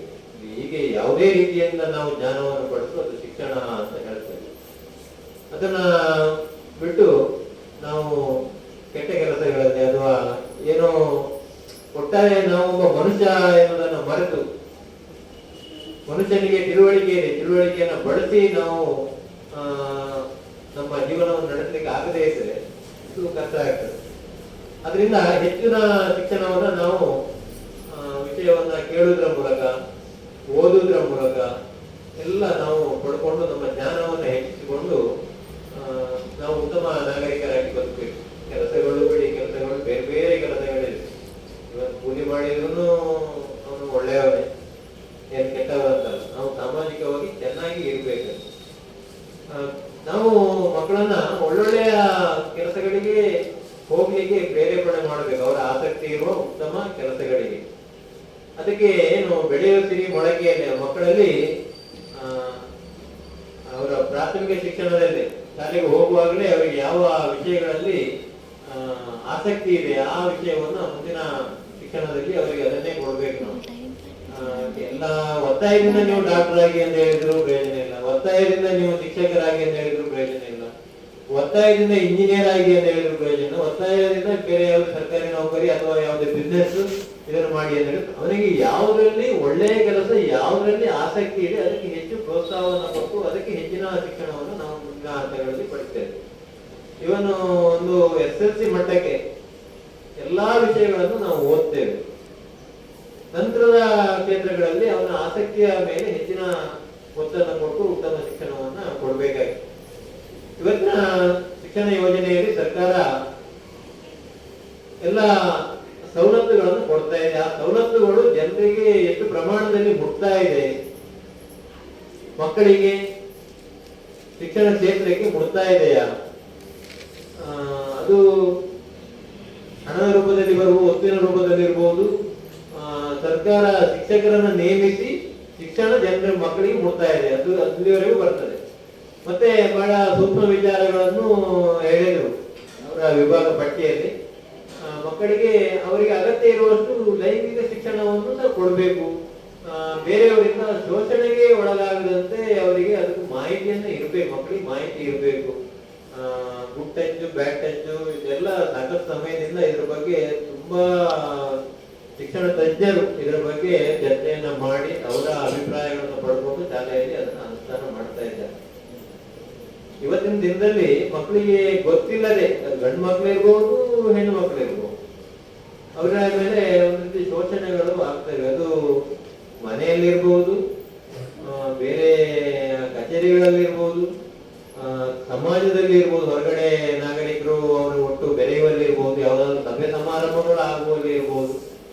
ಇದ್ರ ಬಗ್ಗೆ ನಮ್ಮ ಪೋಷಕರಿಗೆ ಒಂದು ಜಾಗ್ರತೆ ಇರ್ಬೇಕು. ನಾವು ಮಕ್ಕಳನ್ನ ಹೊರಗಡೆ ಇಂಥ ಕಾರ್ಯಕ್ರಮ ಕಳಿಸ್ತಾ ಇದ್ದೇವೆ, ಇಂಥ ಮನೆಗಳಿಗೆ ಕಳಿಸ್ತಾ ಇದ್ದೇವೆ, ನಮ್ಮ ಸಂಬಂಧಿಕರ ಮನೆ ಅಜಿತ್ ಮನೆಯವರು ಇರ್ಬೋದು, ನಾವು ಮನೆಯಿಂದ ಬಿಟ್ಟು ಮಕ್ಕಳ ಮೇಲೆ ಹೊರಗಡೆ ಕೆಲಸಕ್ಕೆ ಹೋಗ್ತಾ ಇದ್ದೇವೆ. ಮನೆಗೆ ಯಾರು ಬರ್ತಾರೆ, ಯಾರು ಉದ್ದೇಶ ಇಲ್ಲದೆ ಬರ್ತಾರೆ, ಒಂದು ಕಣ್ಣು ಇಡ್ಬೇಕಾಗ್ತದೆ. ನಾವು ಮಕ್ಕಳ ಮೇಲೆ ಒಂದು ಕಣ್ಣು ಇಡ್ಬೇಕು. ಮಕ್ಕಳೊಟ್ಟಿಗೆ ಬೆರೆಯುವುದರಿಂದ ಅದು ಒಳ್ಳೇದಿರ್ಬೋದು, ಕೆಟ್ಟದ್ದು, ಒಳ್ಳೆ ವಿಚಾರಗಳನ್ನ ನೀವು ಸ್ವೀಕರಿಸಿ ಇಲ್ಲಿ ಇರ್ತದೆ. ಯಾವುದೇ ಕಾರಣಕ್ಕೂ ಲೈಂಗಿಕ ಶೋಷಣೆ ಆಗಬಾರ್ದು. ಸುಮ್ಮನೆ ಏನ್ ಮಾಡಿದ್ರೆ ನಾವು ಅದ್ರ ಬಗ್ಗೆ ಗಮನ ಇಲ್ಲದಿದ್ರೆ ಅದನ್ನೇ ದುರುಪಯೋಗ ಮಾಡ್ಕೊಳ್ತಾರೆ ಜನರು. ಮತ್ತೆ ಯಾವುದೇ ವಿಷಯವನ್ನು ಮುಚ್ಚಿಡಬಾರ್ದು. ಅದನ್ನ ಯಾವ ದಾರಿಯಲ್ಲಿ ಅದಕ್ಕೆ ಯಾರು ಅಂತ ತಪ್ಪು ಮಾಡ್ತಾರೆ ಅವರಿಗೆ ಶಿಕ್ಷೆ ನೀಡುವ ಹಾಗೆ, ಅದು ಮುಂದೆ ಆಗದ ಹಾಗೆ ಯಾರಿಗೆ ವಿಷಯವನ್ನು ಮುಟ್ಟಿಸ್ಬೇಕು ಅಲ್ಲಿಗೆ ನೀವು ಮುಟ್ಟಿಸ್ಬೇಕು. ಸುಮ್ಮನೆ ಅದು ಮರ್ಯಾದೆ ಪ್ರಶ್ನೆ ಹಾಗೆ ಹೀಗೆ ಅಂತ ಇಟ್ಕೊಂಡು ಒಳಗಡೆ ಕೂತ್ಕೊಂಡು ಬಿಟ್ರೆ ಅಂತವರ ಸಂಖ್ಯೆ ಜಾಸ್ತಿ ಆಗ್ತದೆ. ಅದು ಇನ್ನೂ 10 ಜನರಿಗೆ ಅವರು ಸಮಸ್ಯೆಯನ್ನ ಕೊಡ್ತಾರೆ. ಆ ಕಾರಣದಿಂದ ಈ ವಿಚಾರವನ್ನ ಒತ್ತಿ ಹೇಳ್ತೇವೆ. ಯಾಕೆ ಎಲ್ಲರೂ ನಮ್ಮ ಸರ್ ಅವರಿರ್ಬೋದು, ಮುಖ್ಯೋಪಾಧ್ಯಾಯರು ಅವರೆಲ್ಲ ಹೇಳುವಂತ ನಮ್ಮ ಇಲಾಖೆಯಲ್ಲಿ ಹೇಳುವಂತ ವಿಚಾರ, ಇಂಥ ವಿಚಾರಗಳು ತುಂಬಾ ನಡೀತಾ ಇದೆ. ಅಲ್ಲಲ್ಲೇ ಮುಚ್ಚಿ ಹೋಗ್ತದೆ ಹಿಂದಿನ ಕಾಲದಿಂದ. ಇವನು ಮನೆಯಲ್ಲೇ ಮಾವ ಚಿಕ್ಕಪ್ಪ ಅವರು ಇವರು ಅಂತ ಹೇಳ್ಕೊಂಡು ಮಕ್ಕಳ ಮೇಲೆ ಶೋಷಣೆ ಮಾಡುವವರು ನಾವು ನಮ್ಮ ಪೇಪರ್ ನಲ್ಲಿ ಓದ್ತೇವೆ. ಗೊತ್ತೇ ಇರುವುದಿಲ್ಲ ಎಷ್ಟೋ ಸಮಯ ಆದ ನಂತರ ವಿಚಾರಗಳೆಲ್ಲ ಹೊರಗೆ ಬರ್ತವೆ. ಅದೆಲ್ಲ ಆ ವಿಷಯ ಮಿತಿಮೀರಿ ಹೋಗಿರ್ತದೆ. ಈ ವಿಚಾರಗಳೆಲ್ಲ ಆಗಬಾರ್ದು ಎನ್ನುವ ದೃಷ್ಟಿಯಿಂದ ಮಕ್ಕಳಿಗೂ ಅನುಭವ ಇರ್ಬೇಕು. ಮಕ್ಕಳಿಗೆ ಹೀಗೆ ನಮ್ಮನ್ನ ಈ ರೀತಿ ದುರುಪಯೋಗ ಪಡಿಸ್ಕೊಳ್ತಾರೆ ಎನ್ನುವಂತ ಜ್ಞಾನ ಅವರ ಈಗಿನ ಚಿಕ್ಕ ಪ್ರಾಯದಲ್ಲಿ ಯಾವ ಸಮಯದಲ್ಲಿ ಆ ಅನುಭವ ಇರ್ಬೇಕು ಅವರಿಗೆ. ಆದ್ರೆ ಏನು ಯಾವುದು ಗುಡ್ ಟಚ್ ಯಾವುದು ಬ್ಯಾಡ್ ಟಚ್ ಎನ್ನುವಂತ ವಿಚಾರಗಳು ಈ ಮಕ್ಕಳಿಗೆ ತಿಳಿದಿರ್ಬೇಕು ಎನ್ನುವಂತ ಕಾರಣದಿಂದ ಇವತ್ತು ಪ್ರಾಥಮಿಕ ಶಿಕ್ಷಣದಲ್ಲಿಯೇ ಈ ಶಿಕ್ಷಣವನ್ನ ಕೊಡ್ತಾ ಇದ್ದಾರೆ. ಅದನ್ನ ಟೀಚರ್ನವರು ಅವರಿಗೆ ಮನಮುಟ್ಟುವಾಗಿ ಹೇಗೆ ಅಂತ ಹೇಳಿಕೊಡ್ತಾರೆ. ನಿಮ್ಮನ್ನು ವಿಚಾರ ಮಾಡಿದ್ರಂತ ಹೇಳಿದ್ರಲ್ವಾ, ಈ ವಿಚಾರಗಳನ್ನ ಶಾಲೆಯಲ್ಲಿ ಹೇಳಿಕೊಡ್ತಾ ಇದ್ದಾರಾ, ಮನೆಯಲ್ಲಿ ನೀವು ಅದ್ರ ಬಗ್ಗೆ ಗಮನ ಹರಿಸ್ತಾ ಇದ್ದಾರೆ ಎನ್ನುವಂತ ವಿಚಾರಗಳನ್ನ ಕೇಳಿ ತಿಳ್ಕೊಂಡಿದ್ದಾರೆ. ಇದು ಒಂದು ಸಾಮಾಜಿಕ ಪರಿಶೋಧನೆಯ ಒಂದು ಭಾಗ. ನಿಮಗೆ ಈ ವಿಚಾರಗಳು ಮುಟ್ಟಿದೆಯೇ ಎನ್ನುವುದನ್ನು ತಿಳ್ಕೊಂಡಿದ್ದಾರೆ. ಕೇವಲ ಮಕ್ಕಳು ಮನೆಗೆ ಬರ್ತಾರೆ, ಹೋಮ್ವರ್ಕ್ ಅನ್ನ ಮನೆ ಕೆಲಸಗಳನ್ನೆಲ್ಲ ಮಾಡ್ತಾರೆ, ಮನೆಯಲ್ಲಿ ಆಟ ಆಡ್ತಾರೆ, ಶಾಲೆಯಲ್ಲಿ ಆಟ ಆಡ್ತಾರೆ, ಮನೆಯಲ್ಲಿಯೂ ಆಟ ಆಡ್ತಾರೆ, ಹೋಮ್ವರ್ಕ್ ಮಾಡ್ತಾರೆ. ಮನೆಯಲ್ಲಿ ಮಕ್ಕಳ ನೋಟ್ ಪುಸ್ತಕಗಳನ್ನು ಪಾಠ ಪುಸ್ತಕಗಳನ್ನು ಬಿಡಿಸಿ ನೋಡ್ತೀರಾ? ನಿಮ್ಗೆ ಹೆಚ್ಚು ವಿಚಾರಗಳು ಗೊತ್ತಿಲ್ಲದಿದ್ರು ಏನು ಬರ್ದಿದೆ ಮಗ ಅಂತ ಹೇಳಿ ಆದ್ರೂ ನಿಮ್ಗೆ ಗೊತ್ತಾಗದಿದ್ರು ಪುಟಗಳನ್ನ ತಿರುವಿ ಹಾಕಿ ನೋಡ್ಬೇಕು ಮಕ್ಕಳ ಪುಸ್ತಕನ. ಅವರು ಅಪ್ಪ ಅಮ್ಮ ನೋಡ್ತಾರೆ ನನ್ನ ಪುಸ್ತಕವನ್ನ ಅಂತ ಅವರಿಗೊಂದು ಹೆದರಿಕೆ ಇರ್ತದೆ. ಶಾಲೆಯಲ್ಲಿ ಟೀಚರ್ ಮಾತ್ರ ಅಲ್ಲ, ಅಲ್ಲದ ಮನೆಯಲ್ಲಿ ನೋಡ್ತಾರೆ, ಪುಸ್ತಕಗಳನ್ನೆಲ್ಲ ನೋಡ್ತಾರೆ, ನಾನು ಏನ್ ಬರ್ದಿದ್ದೇನೆ ಅನ್ನೋದು ನೋಡ್ತಾರೆ ಎನ್ನುವಂತ ಒಂದು ಹೆದರಿಕೆ ಮಕ್ಕಳಿಗೆ ಇರ್ತದೆ. ಒಂದು ಯಾರು ನೋಡ್ತಾರೆ ಎನ್ನುವಂತ ಹೆದರಿಕೆ ಇದ್ರೇನೆ ಚೆನ್ನಾಗಿ ಕಲಿತಾರೆ ಅವರು. ಏನ್ ಕಲಿಯೋಲ್ಲ, ಇವತ್ತು ತಗೊಂಡು ಹೋಗುವಂತ ಚೀಲವನ್ನ ಅಲ್ಲಿ ಜಗಳ ಮೇಲಾದ ಏನೋ ಇದ್ರ ಮೇಲೆ ಬಿಸಾಡುದು, ನಾಳೆ ಮತ್ತೆ ಶಾಲೆ ಹೊತ್ತಿಗೆ ಹೇಳ್ಕೊಂಡು ಬರುವಂತದ್ದಾದ್ರೆ ಏನ್ ಪ್ರಯೋಜನ ಇಲ್ಲ. ಮನೆ ಹೋಗಿ ಅವರು ಇಲ್ಲಿ ಶಾಲೆಯಲ್ಲಿ ಕಲಿತ ವಿಚಾರಗಳನ್ನು ಬೆಳಕು ಹಾಕ್ಬೇಕು. ಸ್ವಲ್ಪ ಮೇಲ್ನೋಟ ಪಾಯಿಂಟ್ಗಳನ್ನು ಮಾಡ್ಕೊಂಡು ಓದಿದಾಗ ಮಾತ್ರ ಹೆಚ್ಚಿನ ಅದು ಆ ವಿಚಾರಗಳು ಮನನ ಆಗ್ಲಿಕ್ಕೆ, ಅವರ ಮನಸ್ಸನ್ನ ಮುಟ್ಲಿಕ್ಕೆ, ಉತ್ತಮ ರೀತಿಯಲ್ಲಿ ಅದನ್ನ ಜೀರ್ಣಿಸಿಕೊಳ್ಳಿಕ್ಕೆ, ಅದನ್ನ ಪಾಲನೆ ಮಾಡ್ಲಿಕ್ಕೆ ಆಗ್ತದೆ. ಇನ್ನು ಶಾಲೆಗಳಲ್ಲಿ ಉತ್ತಮ ಹಾಜರಾತಿ ಇದೆ. ಇಲ್ಲಿ ನಮ್ಮ ದಕ್ಷಿಣ ಕನ್ನಡ ಉಡುಪಿಯಲ್ಲಿ ನಾವೊಂದು ಶಿಕ್ಷಣ ಕ್ಷೇತ್ರಕ್ಕೆ ನಾವು ಹೆಚ್ಚಿನ ಕೊಡುಗೆ ನೀಡಿದ್ದೇವೆ. ಇದು ಎಲ್ಲ ಏನು ಶಿಕ್ಷಣ ಎನ್ನುವಂತ ವಿಚಾರಕ್ಕೆ ಹೊರಗಿನವರು ಇಲ್ಲೇ ಆ ಶಿಕ್ಷಣ ಸಂಸ್ಥೆಗಳನ್ನೇ ಆರಿಸಿಕೊಂಡು ಬರ್ತಾರೆ. ಉತ್ತಮ ಶಿಕ್ಷಣ ಇದೆ. ನೀವು ಮಕ್ಕಳನ್ನ ಉತ್ತಮ ಶಿಕ್ಷಣದತ್ತೆಗೆ ಕೊಂಡೊಯ್ಯುವಾಗೆ ಮಕ್ಕಳನ್ನ ಸರಿಯಾದ ಸಮಯಕ್ಕೆ ಪ್ರಾಯಕ್ಕೆ ಶಾಲೆಗೆ ಸೇರಿಸಿ ಮತ್ತೆ ಉನ್ನತ ಶಿಕ್ಷಣವನ್ನು ಕೊಡಿ. ಇವತ್ತಿನ ದಿನಕ್ಕೆ SSLC PUC ಎಲ್ಲ ಅವರು ಯಾವ್ಯಾವ ವಿಭಾಗದಲ್ಲಿ ಶಿಕ್ಷಣ ಪಡಿಬೇಕು ಅದನ್ನ ಪಡ್ಕೊಂಡು ಉನ್ನತ ಹುದ್ದೆಯನ್ನು ಅಲಂಕರಿಸಲಿ, ಉತ್ತಮ ಜ್ಞಾನವನ್ನು ಪಡೀಲಿ. ಮೊದಲು ಉತ್ತಮ ಜ್ಞಾನವನ್ನು ಪಡ್ಕೊಂಡಾಗ ಸರ್ಕಾರಿ ಕೆಲಸವೇ ಪಡಿಬೇಕಂತ ನಾನೇನು ಹೇಳುದಿಲ್ಲ. ಒಳ್ಳೆಯ ಕೃಷಿಕರಾಗಿ ಒಳ್ಳೆಯ ಕೃಷಿ ಮಾಡಿ ಉತ್ತಮ ಬಿಸ್ನೆಸ್ ಮಾಡಲಿ ಹಲವು ಉದ್ಯೋಗಗಳಿವೆ. ಕೇವಲ ಸರ್ಕಾರಿ ನೌಕರಿಗೆ ನಾವುಗಳಲ್ಲಿ ಕಟ್ಟು ಬಿಡುತ್ತೆ ಇಲ್ಲ. ಉತ್ತರ ಕರ್ನಾಟಕ ಹೋದ್ರೆ ನಮ್ಗೆ ಸರ್ಕಾರಿ ನೌಕರಿ ಆಗ್ಬೇಕಂತ ಹೇಳ್ತಾರೆ. ಅದಕ್ಕೆ ಇಲ್ಲಿ ಅಷ್ಟು ಅದರ ಹಿಂದೆ ಓಡುವವರಿಲ್ಲ ನಮ್ಮಲ್ಲಿ. ಆಗ್ಲಿ ತೊಂದರೆ ಇಲ್ಲ, ಸರ್ಕಾರಿ ನೌಕರಿ ಕೆಟ್ಟದೇನಲ್ಲ. ಅದು ಆಗ್ಲಿ, ತೋಟ ಮಾಡಿ ಬಿಸ್ನೆಸ್ ಮಾಡಿ, ಏನ್ ಮಾಡ್ಬೇಕಿದ್ರೆ ಏನ್ ಬೇಕು, ಒಳ್ಳೆ ಜ್ಞಾನ ಬೇಕು, ತಿಳುವಳಿಕೆ ಬೇಕು. ಅದನ್ನು ಮೈಗೂಡಿಸ್ಕೊಳ್ಬೇಕಿದ್ರೆ ಉತ್ತಮ ಶಿಕ್ಷಣವನ್ನು ಪಡಿಬೇಕು. ಶಾಲೆಯಿಂದ ಶಿಕ್ಷಕರು ಸಮಾಜದಲ್ಲಿ ಉತ್ತಮ ವ್ಯಕ್ತಿಗಳ ನಡೆ ನುಡಿಗಳನ್ನ ಪಾಲಿಸಿ ಮತ್ತೆ ಎಲ್ಲಾ ವಿಚಾರಗಳನ್ನ ಇವತ್ತು ಉತ್ತಮ ರೀತಿಯಲ್ಲಿ ಸಾಮಾಜಿಕ ಪರಿಶೋಧನೆಯಲ್ಲಿ ಮಂಡಿಸಿದಂತ ಸಾಮಾಜಿಕ ಪರಿಶೋಧನಾ ತಂಡದವರಿಗೆ, ಹೆಚ್ಚಿನ ಸಂಖ್ಯೆಯಲ್ಲಿ ಆಗಮಿಸಿದಂತ ಪೋಷಕರಾದ ಸಮೂಹಗಳಿಗೆ, ಮತ್ತೆ ಮಕ್ಕಳನ್ನ ಇಂಗ್ಲಿಷ್ ಮೀಡಿಯಂ ಕೀಳಂತ ಇಂಗ್ಲಿಷ್ ಬೇಕು. ಇಂಗ್ಲಿಷ್ ಒಂದು ಒಳ್ಳೆಯ ಒಂದು ಭಾಷೆ, ಇಂಟರ್ನ್ಯಾಷನಲ್ ಲ್ಯಾಂಗ್ವೇಜ್. ಯಾಕೆ ಇಂಗ್ಲಿಷ್ ಮೀಡಿಯಂ ಒಂದು ಇದಾಯ್ತು ಅಂತ ಹೇಳಿದ್ರೆ, ಹಲವು ಜನರು ಮಾತಾಡೋದನ್ನು ಕೇಳಿದಾಗ ಹೊರಗಡೆ ಎಲ್ಲ ಹೋದ್ರೆ ಇವನ್ ಕೆಲವರೆಲ್ಲ ಫಾರಿನ್ಗೆ ಹೋಗ್ತಾರೆ, ಗುಜರಾತ್, ಬಾಂಬೆ ಅಲ್ಲಿ ಇಲ್ಲೆಲ್ಲ ನಮ್ಮವರು ಹೊರಗಡೆ ಹೋದಾಗ ಅವರಿಗೆ ಅನಿಸಿದ ವಿಚಾರಗಳನ್ನು ನಾನು ಅವ್ರು ಹೇಳೋದು ಕೇಳಿದೆ. ಇವನು ನಮ್ಮ ಕನ್ನಡ ಬೇರೆ ಭಾಷೆಗಳು, ವಿದ್ಯಾ ಭಾಷೆಗಳು ಸಾಕಾಗುವುದಿಲ್ಲ. ಎಲ್ಲರೊಟ್ಟಿಗೆ ಬೆರಿಬೇಕಿದ್ರೆ, ಅವರಿಗೆ ಹೆಚ್ಚು ಮರ್ಯಾದೆ ಅಂತ ಸಿಗ್ಬೇಕಿದ್ರೆ, ಒಂದು ಏನ್ ಹೇಳ್ತೇವೆ ನಾವು, ಒಂದು ರೆಸ್ಪೆಕ್ಟ್ ಸಿಗ್ಬೇಕಿದ್ರೆ ಇಂಗ್ಲಿಷ್ ಸಹ ಬೇಕಾಗ್ತದೆ. ನಮ್ಮ ಮಾತೃಭಾಷೆ ಮೊದಲು ತುಳು ಮಾತಾಡ್ತೀರಿ, ಅದ್ರ ಜೊತೆಗೆ ನಮ್ಮ ರಾಜ್ಯ ಭಾಷೆ ಕನ್ನಡವನ್ನು ಮಾತಾಡ್ತೀರಿ, ಅದ್ರ ಜೊತೆಗೆ ಇಂಗ್ಲಿಷ್ ಸಹ ಬೇಡ ಅಂತಲ್ಲ, ಇಂಗ್ಲಿಷ್ ಸಹ ಬೇಕು. ಹೆಚ್ಚಿನ ಭಾಷೆಗಳನ್ನು ಕಲೀರಿ, ಏನ್ ತೊಂದರೆ ಇಲ್ಲ. ಹೆಚ್ಚಿನ ಭಾಷೆ ಕಲಿತಾಗ ಹೆಚ್ಚಿನ ಜ್ಞಾನ ಸಿಗ್ತದೆ, ಹೆಚ್ಚಿನ ಜನರ ಒಡನಾಟ ಆಗ್ತದೆ, ಉತ್ತಮ ಜೀವನ ನಡೆಸಲಿಕ್ಕೆ ಆಗ್ತದೆ. ಆದ್ರಿಂದ ನಮ್ಮ ಕನ್ನಡ ಶಾಲೆಗಳನ್ನು ಉಳಿಸಿ ಉತ್ತಮ ಜ್ಞಾನವನ್ನು ಪಡ್ಕೊಳ್ಳಿ ಅಂತ ಹೇಳ್ತಾ, ಇವತ್ತಿನ ನಿಜವಾಗಿ ನಾನು ಇಲ್ಲಿ ಇವತ್ತಿನ ನೋಡಲು ಅಲ್ಲ, ನಮ್ಮ ಎಡಬದಿ ನಮ್ಮ ಕಾರ್ಯಪಾಲಕ ಅಭಿಯಂತರು ಬರಬೇಕಿತ್ತು. ಅವರು ಒಂದು ಅನೇಕ ನಿಮಿತ್ತ ಬೇರೆ ಕೆಲಸದಲ್ಲಿ ಬೆಳೆಯೋದ್ರಿಂದ ನನ್ನನ್ನ ಇಲ್ಲಿ ಹೋಗಿ ಕೇಳಿದ್ರು. ಇವತ್ತಿನ ದಿನ ನಮಗೆ ಒಂದು ಅವಕಾಶವನ್ನು ಕೊಟ್ಟು, ನಾನು ಸಹ ಶಿಕ್ಷಕನಾಗಿದ್ದೆ. ನಾನು 96ರಿಂದ 2010ರವರೆಗೆ ಒಂದು 13 ವರ್ಷ ಜಿಲ್ಲೆ ಶಿಕ್ಷಕನಾಗಿದ್ದೆ. ಆಮೇಲೆ ಸರ್ವ ಶಿಕ್ಷಣ ಅಭಿಯಾನ ಎಲ್ಲ ಆರಂಭ ಆಗಿತ್ತು. ಅದರ ನಂತರ ಅದರ ಮಧ್ಯೆ ಇದೊಂದು ಕ್ಷೇತ್ರವನ್ನ ಆರಿಸಿಕೊಂಡು ಪುನಃ ಈ ಒಂದು ಇದಕ್ಕೆ ಬಂದೆ, PDO ಆಗಿ ಬಂದೆ. ಏನೇ ಇರಲಿ, ಒಂದು ಇಷ್ಟು ವಿಚಾರಗಳನ್ನು ನಾನು ತಮ್ಮ ಮುಂದೆ ಇಟ್ಟಿದ್ದೇನೆ. ನೀವೆಲ್ಲ ನಮ್ಮ ಸಾಮಾಜಿಕ ಪರಿಶೋಧನೆ ತಂಡದವರು ಕೈಗೊಂಡಂತ ಈ ಕಾರ್ಯಗಳನ್ನು, ಅವರ ವರದಿಯನ್ನ ನಾನು ನೋಡಿದರೆ ಚೆನ್ನಾಗಿ ನಿರ್ವಹಿಸಿದ್ದಾರೆ. ಅದಕ್ಕೆ ತುಂಬಾ ಸಹಕಾರವನ್ನು ತಾವುಗಳು ಕೊಟ್ಟಿದ್ದೀರಿ. ಉತ್ತಮ ರೀತಿಯಲ್ಲಿ ಶಾಲೆ ನಡೀತಾ ಇದೆ. ನಮ್ಮ ಪಂಚಾಯತ್ನಿಂದಲೂ ನಾವು ಸಾಧ್ಯ ಆದಷ್ಟೆಲ್ಲ ಸಹಕಾರವನ್ನು ನೀಡ್ತಾ ಇದ್ದೇವೆ. ಈ ಶಾಲೆ ಬೆಳಗಲಿ ಅಂತ ಹೇಳ್ತಾ ನಾನು ಒಂದೆರಡು ಮಾತಾಡ್ತೀನಿ.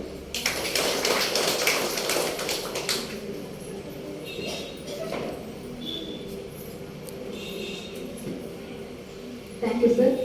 ನಿಮ್ಮ ಒಂದು ಮಾತಿನ ವೈಖರಿ ಇರುತ್ತೆ, ನೀವು ಒಬ್ಬ ಶಿಕ್ಷಕರು ಅನ್ನೋದು. ಸೊ ಆಗಿದ್ದರು, ಶಿಕ್ಷಕರಾಗಿದ್ದರು 2010ರವರೆಗೆ. Thank you sir. ನಮ್ಮ ಕ್ಯಾಟಗರಿಯಿಂದ ನೆಕ್ಸ್ಟ್ ಹೋಗಿದ್ದೀರಾ, ತೊಂದರೆ ಇಲ್ಲ.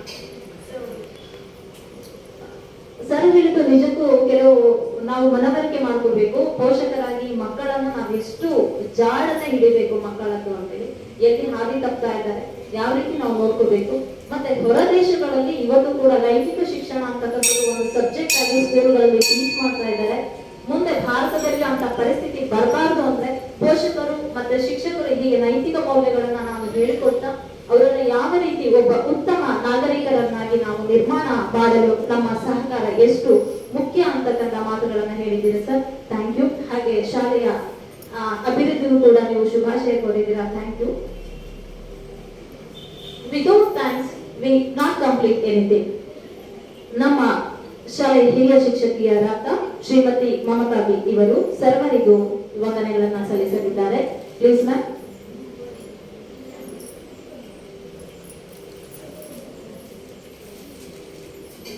ಸಮಗ್ರ ಶಿಕ್ಷಣ ಯೋಜನೆಯ ಸಾಮಾಜಿಕ ಪರಿಶೋಧನೆಯ ಪ್ರಯುಕ್ತ ಏರ್ಪಡಿಸಿದಂತಹ ಪೋಷಕರ ಸಭೆಯ ಕೊನೆಯ ಹಂತದಲ್ಲಿದ್ದೇವೆ ನಾವು. ನಾನು ನಿಜವಾಗಿ ಧನ್ಯವಾದ ಮಾತ್ರ ಹೇಳಲಿಕ್ಕೆ ಸರ್. ಅಧ್ಯಕ್ಷರ ಅನುಮತಿಯ ಮೇರೆಗೆ ಒಂದೆರಡು ಮಾತುಗಳನ್ನು ಪೋಷಕರಿಗೆ ಹೇಳ್ಬೋದು. ಆತ್ಮೀಯ ಪೋಷಕರಿಗೆ, ಈವರೆಗೆ ನಿಮಗೆ ಇಲ್ಲಿ ಏನು ಕಾರ್ಯಕ್ರಮ ನಡೆಯಿತು ಅಂತ ಹೆಚ್ಚಿನ ಅರ್ಥ ಆಯ್ತು. ಇವತ್ತಿನ ಪ್ರತಿ ಸಲ ನಾವು ಕರೆಯುವಂತ ಪೋಷಕರ ಸಭೆ ಅಲ್ಲ ಇದು, ವಿಶೇಷ ಪೋಷಕರ ಸಭೆ. ಇದನ್ನು ಯಾಕೆ ಏರ್ಪಡಿಸಿದ್ರು ಅಂತೇಳಿ ಎಷ್ಟು ಜನರಿಗೆ ಅರ್ಥ ಇದ್ದಿದ್ದು? ಇಷ್ಟೊಂದಿಗೆ ಮಾತ್ರ. ಬೇಕಂದ್ರೆ ಇದು 2022-23 ಸಾಲು ಅಂತ ಹೇಳಿದ್ರೆ ಸಾಮಾನ್ಯ ನಮ್ಮ ಕೋವಿಡ್ ಟೈಮ್ ಅಂತ ಹೇಳ್ಬೋದು. ಆ ಸಮಯದಲ್ಲಿ ಶಾಲೆಯ ಕೋವಿಡ್ ಸಮಯದ ಬಳಿಕ ಆ ಸಮಯದಲ್ಲಿ ಶಾಲೆಯಲ್ಲಿರುವಂತಹ ದಾಖಲೆಗಳ ಬಗ್ಗೆ, ಅದೇ ರೀತಿ ಶಾಲೆಯಲ್ಲಿ ಮಕ್ಕಳಿಗೆ ಯಾವೆಲ್ಲ ಸವಲತ್ತುಗಳನ್ನು ನೀಡಿದ್ದಾರೆ ಇದರ ಬಗ್ಗೆ ಈ ಕಾರ್ಯಕ್ರಮಕ್ಕೆ ನಮ್ಮ STMSಯ ನಾಮನಿರ್ದೇಶನ ಸದಸ್ಯರು ಹಾಗೆ ಪಂಚಾಯತ್ ಸದಸ್ಯರಾಗಿರುವಂತ ಶ್ರೀಯುತ ಉದಯ್ ಕುಮಾರ್ ಇವರು ಆಗಮಿಸಿದ್ದಾರೆ. ಇವರಿಗೆ ಅತ್ಯಂತ ಪ್ರೀತಿಯ ಸ್ವಾಗತವನ್ನು ಬಯಸ್ತೇವೆ. ಇವರಿಗೆ ಪುಷ್ಪವನ್ನು ನೀಡಿ ನಮ್ಮ ಮುಖ್ಯೋಪಾಧ್ಯಾಯರು ಗೌರವಿಸಬೇಕು ಅಂತೇಳಿ ಕೇಳಿಕೊಳ್ತೇವೆ.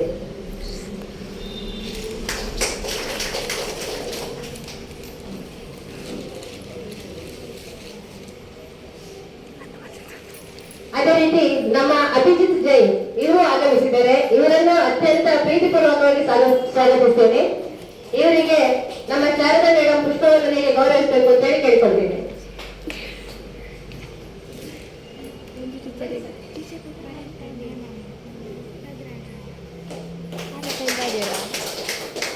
ಹಾಗೆ ಕೋವಿಡ್ ಟೈಮಲ್ಲಿ ಮತ್ತು ಅದರ ನೆಕ್ಸ್ಟ್ ಇಯರ್ ಶಾಲೆಯಲ್ಲಿ ಸಿಗುವಂತಹ ಸೌಲಭ್ಯಗಳನ್ನು ವಿದ್ಯಾರ್ಥಿಗಳಿಗೆ ಸರಿಯಾಗಿ ನೀಡಿದ್ದಾರಾ ಇಲ್ವಾ ಎನ್ನುವಂತಹ ಮಾಹಿತಿ, ಅದೇ ರೀತಿ ಶಾಲೆಯಲ್ಲಿರುವಂತಹ ಮೂಲಭೂತ ಸೌಲಭ್ಯಗಳ ಬಗ್ಗೆ ಬರೀ ನಮ್ಮ ಶಾಲೆಯಲ್ಲಿ ಮಾತ್ರ ಅಲ್ಲ, ಇದು ಸಾಮಾನ್ಯ ದಕ್ಷಿಣ ಕನ್ನಡ ಜಿಲ್ಲೆಯ ಸುಮಾರು 9 ತಾಲೂಕುಗಳಲ್ಲಿ ಕೂಡ ಈ ಕಾರ್ಯಕ್ರಮವನ್ನು ಆಯೋಜಿಸಿದ್ದಾರೆ. ಇಲ್ಲಿ ಬೆಳ್ತಂಗಡಿ ತಾಲೂಕಿನಲ್ಲಿ ಇದು ಕೊನೆಯ ಕಾರ್ಯಕ್ರಮ ಇರಬೇಕು. ಕೊನೆಯ ಕಾರ್ಯಕ್ರಮ ಸುಮಾರು ಜುಲೈ ತಿಂಗಳಲ್ಲಿ ಈ ಕಾರ್ಯಕ್ರಮ ಪ್ರಾರಂಭವಾಗಿದೆ. ನಮ್ಮ ಮೇಡಮ್ ಅವರು ಮತ್ತು ಸರ್ ಜುಲೈಯಿಂದ ಈಗ ಫೆಬ್ರವರಿ ಮಾರ್ಚ್ ತಿಂಗಳವರೆಗೆ ಎಲ್ಲ ಶಾಲೆಗಳನ್ನು ಭೇಟಿ ಮಾಡಿ ಅಲ್ಲಿರುವಂತಹ ಸವಲತ್ತುಗಳ ಬಗ್ಗೆ ಅಥವಾ ಈಗ ಯಾವ ರೀತಿಯವರು ವರದಿಯನ್ನು ಮಂಡಿಸಿದ್ದಾರೆ, ಏನೆಲ್ಲ ನೋಡಿದ್ದಾರೆ ಅಂತ ಹೇಳಿ ನಿಮಗೆ ವರದಿಯಲ್ಲಿ ಗೊತ್ತಾಗಿದೆ. ಇದು ಇಡೀ ತಾಲೂಕಿನಲ್ಲಿ ಮಾಡಿರುವಂತಹ ಈ ಕೆಲಸ. ಹಾಗೆ ನಮ್ಮ ಶಾಲೆಯ ಬಗ್ಗೆ ಕೂಡ ಹೇಳಿದ್ದಾರೆ ಅವರು. ಇನ್ನು ಪೋಷಕರಿಗೆ ನಾನು ಹೇಳುವಂತಹ ಮಾತೇನು ಅಂತ ಹೇಳಿದ್ರೆ, ನಿಮಗೆ ಪರೀಕ್ಷೆ ಯಾವಾಗ ಅಂತ ಹೇಳಿ ಗೊತ್ತಿದೆಯಾ? ಯಾವಾಗ ಪ್ರಾರಂಭ ಆಗ್ತದೆ? 20ರಂದು 21. ನೀವೇನು ಜಾಗೃತಿ ಮಾಡಬೇಕು ಅಂತ ಹೇಳಿದ್ರೆ, ನಮ್ಮ ಊರಿನ ಜಾತ್ರೆ ಸಂದರ್ಭ. ಆದ್ರಿಂದ ಪೋಷಕರು ನೀವೆಲ್ಲ ಹೋಗಿ ಮಕ್ಕಳಿಗೆ ನೀವು ಮನೆಯಲ್ಲಿ ಕೂತ್ಕೊಳ್ಳಿ ಅಂತ ಹೇಳಿದ್ರೆ ಸ್ವಲ್ಪ ಕಷ್ಟ ಮಕ್ಕಳಿಗೆ. ಆದ್ರಿಂದ ನೀವು ದೇವಸ್ಥಾನಕ್ಕೆ ಜಾತ್ರೆಗೆ ಹೋಗ್ತೇವೆ ಅಂತ ಹೇಳ್ತಾ ಇಲ್ಲ, ನಾವು ಹೋಗಿ ಕಾರ್ಯಕ್ರಮದಲ್ಲಿ ಭಾಗವಹಿಸಿ ಆದಷ್ಟು ಬೇಗ ಒಂದು 9:30-10 ಗಂಟೆಗೆ ಮನೆಗೆ ಬಂದು ಬೆಳಿಗ್ಗೆ ಸ್ವಲ್ಪ ಮಕ್ಕಳನ್ನು ಎಬ್ಬಿಸಿ ಓದಿಸಿದ್ರೆ ಒಳ್ಳೆಯದು. ಎಷ್ಟು ಮಕ್ಕಳು ಓದಲಿಕ್ಕೆ ಪ್ರಾರಂಭ ಮಾಡಿದ್ರೆ ದಯವಿಟ್ಟು ಪೋಷಕರ ಕೈ ಎತ್ತಿ. ಮಕ್ಕಳಿಗೆ ಸಪೋರ್ಟ್ ಆಗಿ ಹೇಳ್ಬೇಡಿ, ಸತ್ಯ ಹೇಳಿ, ಸುಮ್ಮನೆ ಕೈ ಎತ್ತಬೇಡಿ. ನಾವಂದ್ರೆ ಪ್ರತಿದಿನ ಕ್ಲಾಸಲ್ಲಿ ಕೇಳ್ತಾ ಇದ್ದೇನೆ ನಾನು. 6 ಗಂಟೆಗೆ ಅದು ಓದುವ ಮಕ್ಕಳು ಎಷ್ಟು ಜನ ಅಂತ ಹೇಳಿ ಕೆಲವರ ಕೈ ಕೆಳಗೆ ಬರ್ತೀವಿ. ದಯವಿಟ್ಟು ಇನ್ನೇ ಇರುವಂತದ್ದು 1 ವಾರ ಮಾತ್ರ, 1 ವಾರ ಮಾತ್ರ ಇರುವಂತದ್ದು. ನಾವು ಕ್ಲಾಸಲ್ಲಿ ರಿವಿಷನ್ ಮಾಡ್ತಾ ಇದ್ದೇವೆ. ಅದನ್ನೇ ವಿದ್ಯಾರ್ಥಿಗಳ ಮನೆಯಲ್ಲಿ ಸ್ವಲ್ಪ ಓದಲಿಕ್ಕೆ ಅವಕಾಶ ಮಾಡಿಕೊಳ್ಬೇಕು. ನಿಮಗೆ ನೋಡ್ಲಿಕ್ಕೆ ಸಮಯ ಇಲ್ಲದಿದ್ರೂ ಕೂಡ ನಿಮ್ಮ ಕೆಲಸದ ಜೊತೆಯಲ್ಲಿ ಅವರನ್ನು ಕುತ್ಕೊಳಿಸಿ ಸ್ವಲ್ಪ ಬಾಯಿ ಬಿಟ್ಟು ಅಂದ್ರೆ ಜೋರಾಗಿ ಓದಲಿಕ್ಕೆ ಹೇಳಿ. ಯಾಕಂತ ಹೇಳಿದ್ರೆ ಕೆಲವು ವಿದ್ಯಾರ್ಥಿಗಳನ್ನು ಪುಸ್ತಕವನ್ನು ಹುಡ್ಕೊಳ್ತಾರೆ, ಸುಮ್ಮನೆ ನೋಡ್ತಾ ಇರ್ತಾರೆ. ಆದ್ರಿಂದ ದಯವಿಟ್ಟು ಪೋಷಕರು ಸ್ವಲ್ಪ ಬಾಯಿ ಬಿಟ್ಟು ಓದಲಿಕ್ಕೆ ಮಕ್ಕಳಿಗೆ ಹೇಳಬೇಕು. ಹಾಗೆ ಕೆಲವರು ರಜೆ ಮಾಡ್ತಾ ಇದ್ದಾರೆ, ಪರೀಕ್ಷೆ ವೇಳಾಪಟ್ಟಿ ಕೊಟ್ಟಾಗಿದೆ, ಆದ್ರೂ ಪೂಜೆ ಅನಿವಾರ್ಯ, ಹುಷಾರಿಲ್ಲದಿದ್ರೆ ರಜೆ ಮಾಡಿ ಪೂಜೆ ಅದು ಇದು ಅಜ್ಜಿ ಮನೆಗೆ ಅಂತ ಹೇಳಿ ಈಗಲೇ ಹೋಗ್ಲಿಕ್ಕೆ ಪ್ರಾರಂಭ ಮಾಡಿದ್ದಾರೆ. ದಯವಿಟ್ಟು ಅದನ್ನು ನಿಲ್ಲಿಸಿ. ಶಾಲೆಯ ಸಮಯ ಕಾರ್ಯಕ್ರಮದ ಅಧ್ಯಕ್ಷ ಸ್ಥಾನವನ್ನು ವಹಿಸಿಕೊಂಡಿರುವಂತಹ ನಮ್ಮ ಗ್ರಾಮ ಪಂಚಾಯತ್ ಅಭಿವೃದ್ಧಿ ಅಧಿಕಾರಿ ಅವರಾದ ಶ್ರೀಯುತ ಸುಧಾಕರ್ ಸರ್, ಇವರಿಗೆ ನಮ್ಮ ನಿಮ್ಮೆಲ್ಲರ ಪರವಾಗಿ ಹೃತ್ಪೂರ್ವಕ ಧನ್ಯವಾದಗಳನ್ನು ಸಲ್ಲಿಸ್ತಾ ಇದ್ದೇವೆ. ಹಾಗೆ ಈ ಕಾರ್ಯಕ್ರಮದ ನೋಡಲಾಗಿರುವಂತಹ ಶ್ರೀಯುತ ಹರೀಶ್ ಕುಮಾರ್, ಇವರು ಸರ್ಕಾರಿ ಶಾಲೆ, ಅದನ್ನ ಹೇಳಿಕೆ ಮರ್ತಾಯಿತ್ತು, ಸರ್ಕಾರಿ ಶಾಲೆಯ ಪ್ರಾಮುಖ್ಯತೆ ಅಂದ್ರೆ ಪ್ರೈವೇಟ್ ಶಾಲೆ ಮತ್ತು ಸರ್ಕಾರಿ ಶಾಲೆಗೆ ಎಷ್ಟು ವ್ಯತ್ಯಾಸ ಇದೆ. ಸರ್ಕಾರಿ ಶಾಲೆಗೆ ನೀವು ಯಾವಾಗಲೂ ಬಂದು ಶಿಕ್ಷಕರಲ್ಲಿ ಮಾತನಾಡಲಿಕ್ಕೆ ಅವಕಾಶ ಇದೆ. ನಿಮಗೆ ಶಿಕ್ಷಕರ ಮತ್ತು ಪೋಷಕರ ಬಾಂಧವ್ಯ ಬಹಳ ಚೆನ್ನಾಗಿದೆ ಎನ್ನುವ ಮಾತನ್ನು ಹೇಳಿದ್ದಾರೆ. ಹಾಗೆ ನಮ್ಮಲ್ಲಿ ನಾವು ಸ್ಪೋಕನ್ ಇಂಗ್ಲಿಷ್ ಕ್ಲಾಸ್ ಅನ್ನು ಕೂಡ ಮಾಡಿದ್ದೇವೆ. ಪೋಷಕರಿಗೆ ಗೊತ್ತಿದೆ ಸರ್, ಪಿಡಿಒ ಸರ್ ಹೇಳಿದ್ದು, ಮೊನ್ನೆ ಸ್ಪೋಕನ್ ಇಂಗ್ಲಿಷ್ ಫೆಸ್ಟ್ ಮಾಡಿದ್ದೇವೆ ಸರ್. ಸ್ಪೋಕನ್ ಇಂಗ್ಲಿಷ್ ಕ್ಲಾಸ್ ಅನ್ನು 2 ತಿಂಗಳಿಂದ ಮಾಡ್ತಾ ಇದ್ದೇವೆ. ನೀವೆಲ್ಲ ಪೋಷಕರು ನೋಡಿದ್ದೀರಿ, ನಮ್ಮ ವಿದ್ಯಾರ್ಥಿಗಳು ಆಂಗ್ಲ ಮಾಧ್ಯಮಕ್ಕಿಂತ ಏನೂ ಕಡಿಮೆ ಇಲ್ಲ ಎನ್ನುವುದನ್ನು ಮಾಡಿ ತೋರಿಸಿದ್ದಾರೆ.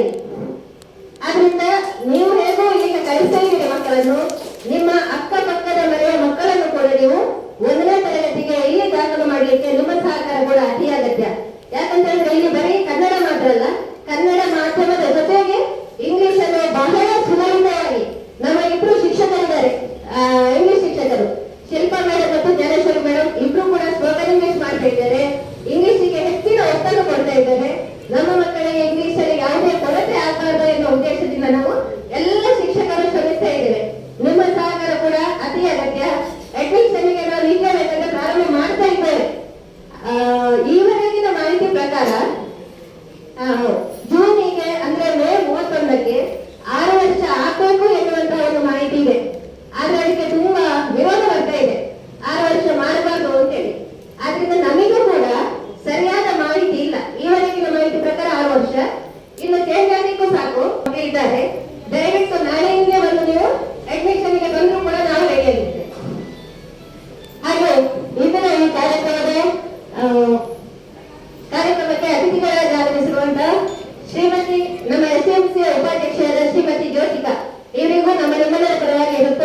ಧನ್ಯವಾದಗಳನ್ನು ಸಲ್ಲಿಸಿದ್ದೇನೆ. ಹಾಗೆ ಈಗಾಗಲೇ ಕಾರ್ಯದ ಒತ್ತಡದ ನಿಮಿತ್ತ ಇಲ್ಲಿಂದ ತೆರಳಿರುವಂತಹ ಶ್ರೀಯುತ ರಾಜಾರಾಮ ಜೈನ್ ಗ್ರಾಮ ಪಂಚಾಯತ್ ಅಧ್ಯಕ್ಷರು, ಇವರಿಗೂ ಕೂಡ ನಮ್ಮ ನಿಮ್ಮೆಲ್ಲರ ಪರವಾಗಿ ಹೃದಯಪೂರ್ವಕ ಧನ್ಯವಾದಗಳನ್ನು ಸಲ್ಲಿಸಿದ್ದೇನೆ. ನಮ್ಮ ಶಾಲೆಯ ನಾಮನಿರ್ದೇಶನ ಸದಸ್ಯರು, ಪಂಚಾಯತ್ ಸದಸ್ಯರು ಆಗಿರುವಂತಹ ಶ್ರೀಯುತ ಉದಯ ಕುಮಾರ್ ಹೆಗ್ಡೆ, ಇವರಿಗೂ ನಮ್ಮ ನಿಮ್ಮೆಲ್ಲರ ಪರವಾಗಿ ಧನ್ಯವಾದಗಳನ್ನು ಸಲ್ಲಿಸಿದ್ದೇವೆ. ಹಾಗೆ ವೇದಿಕೆಯಲ್ಲಿ ಉಪಸ್ಥಿತರಿರುವ ನಮ್ಮ ಶಾಲಾ ಮುಖ್ಯೋಪಾಧ್ಯಾಯರು, ಇವರಿಗೂ ಧನ್ಯವಾದಗಳನ್ನು ಸಲ್ಲಿಸಿದ್ದೇನೆ ಸರ್. ಹಾಗೆ 4 ದಿನಗಳಿಂದ ಇಲ್ಲಿಗೆ 4 ದಿನ ಆಯಿತು ನಮ್ಮ ಜೊತೆಯಲ್ಲಿದ್ದಾರೆ ಶ್ವೇತಾ ಮೇಡಮ್ ಮತ್ತು ಪವಿತ್ರ ಮೇಡಮ್. ನಿಮಗೂ ಕೂಡ ಹೃತ್ಪೂರ್ವಕ ಧನ್ಯವಾದಗಳು ಮೇಡಮ್.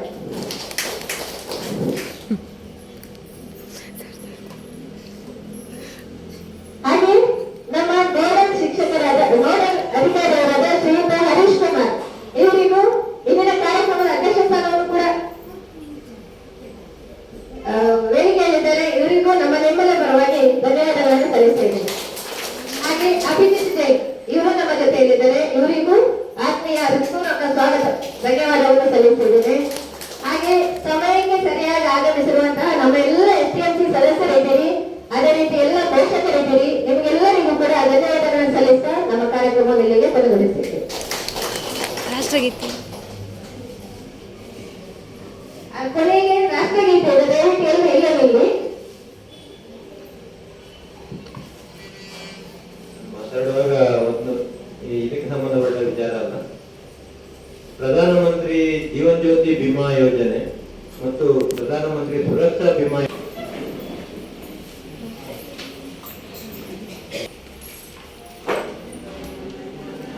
नायक जय हे भारत भाग्य विधाता, पंजाब सिंधु गुजरात मराठा द्राविड उत्कल वंगा, विंध्य हिमाचल यमुना गंगा उच्चल जलधि तरंगा। तव शुभ नामे जागे, तव शुभाशिष मागे, गाहे तव जय गाथा। जनगण मंगलदायक जय हे भारत भाग्य विधाता, जय हे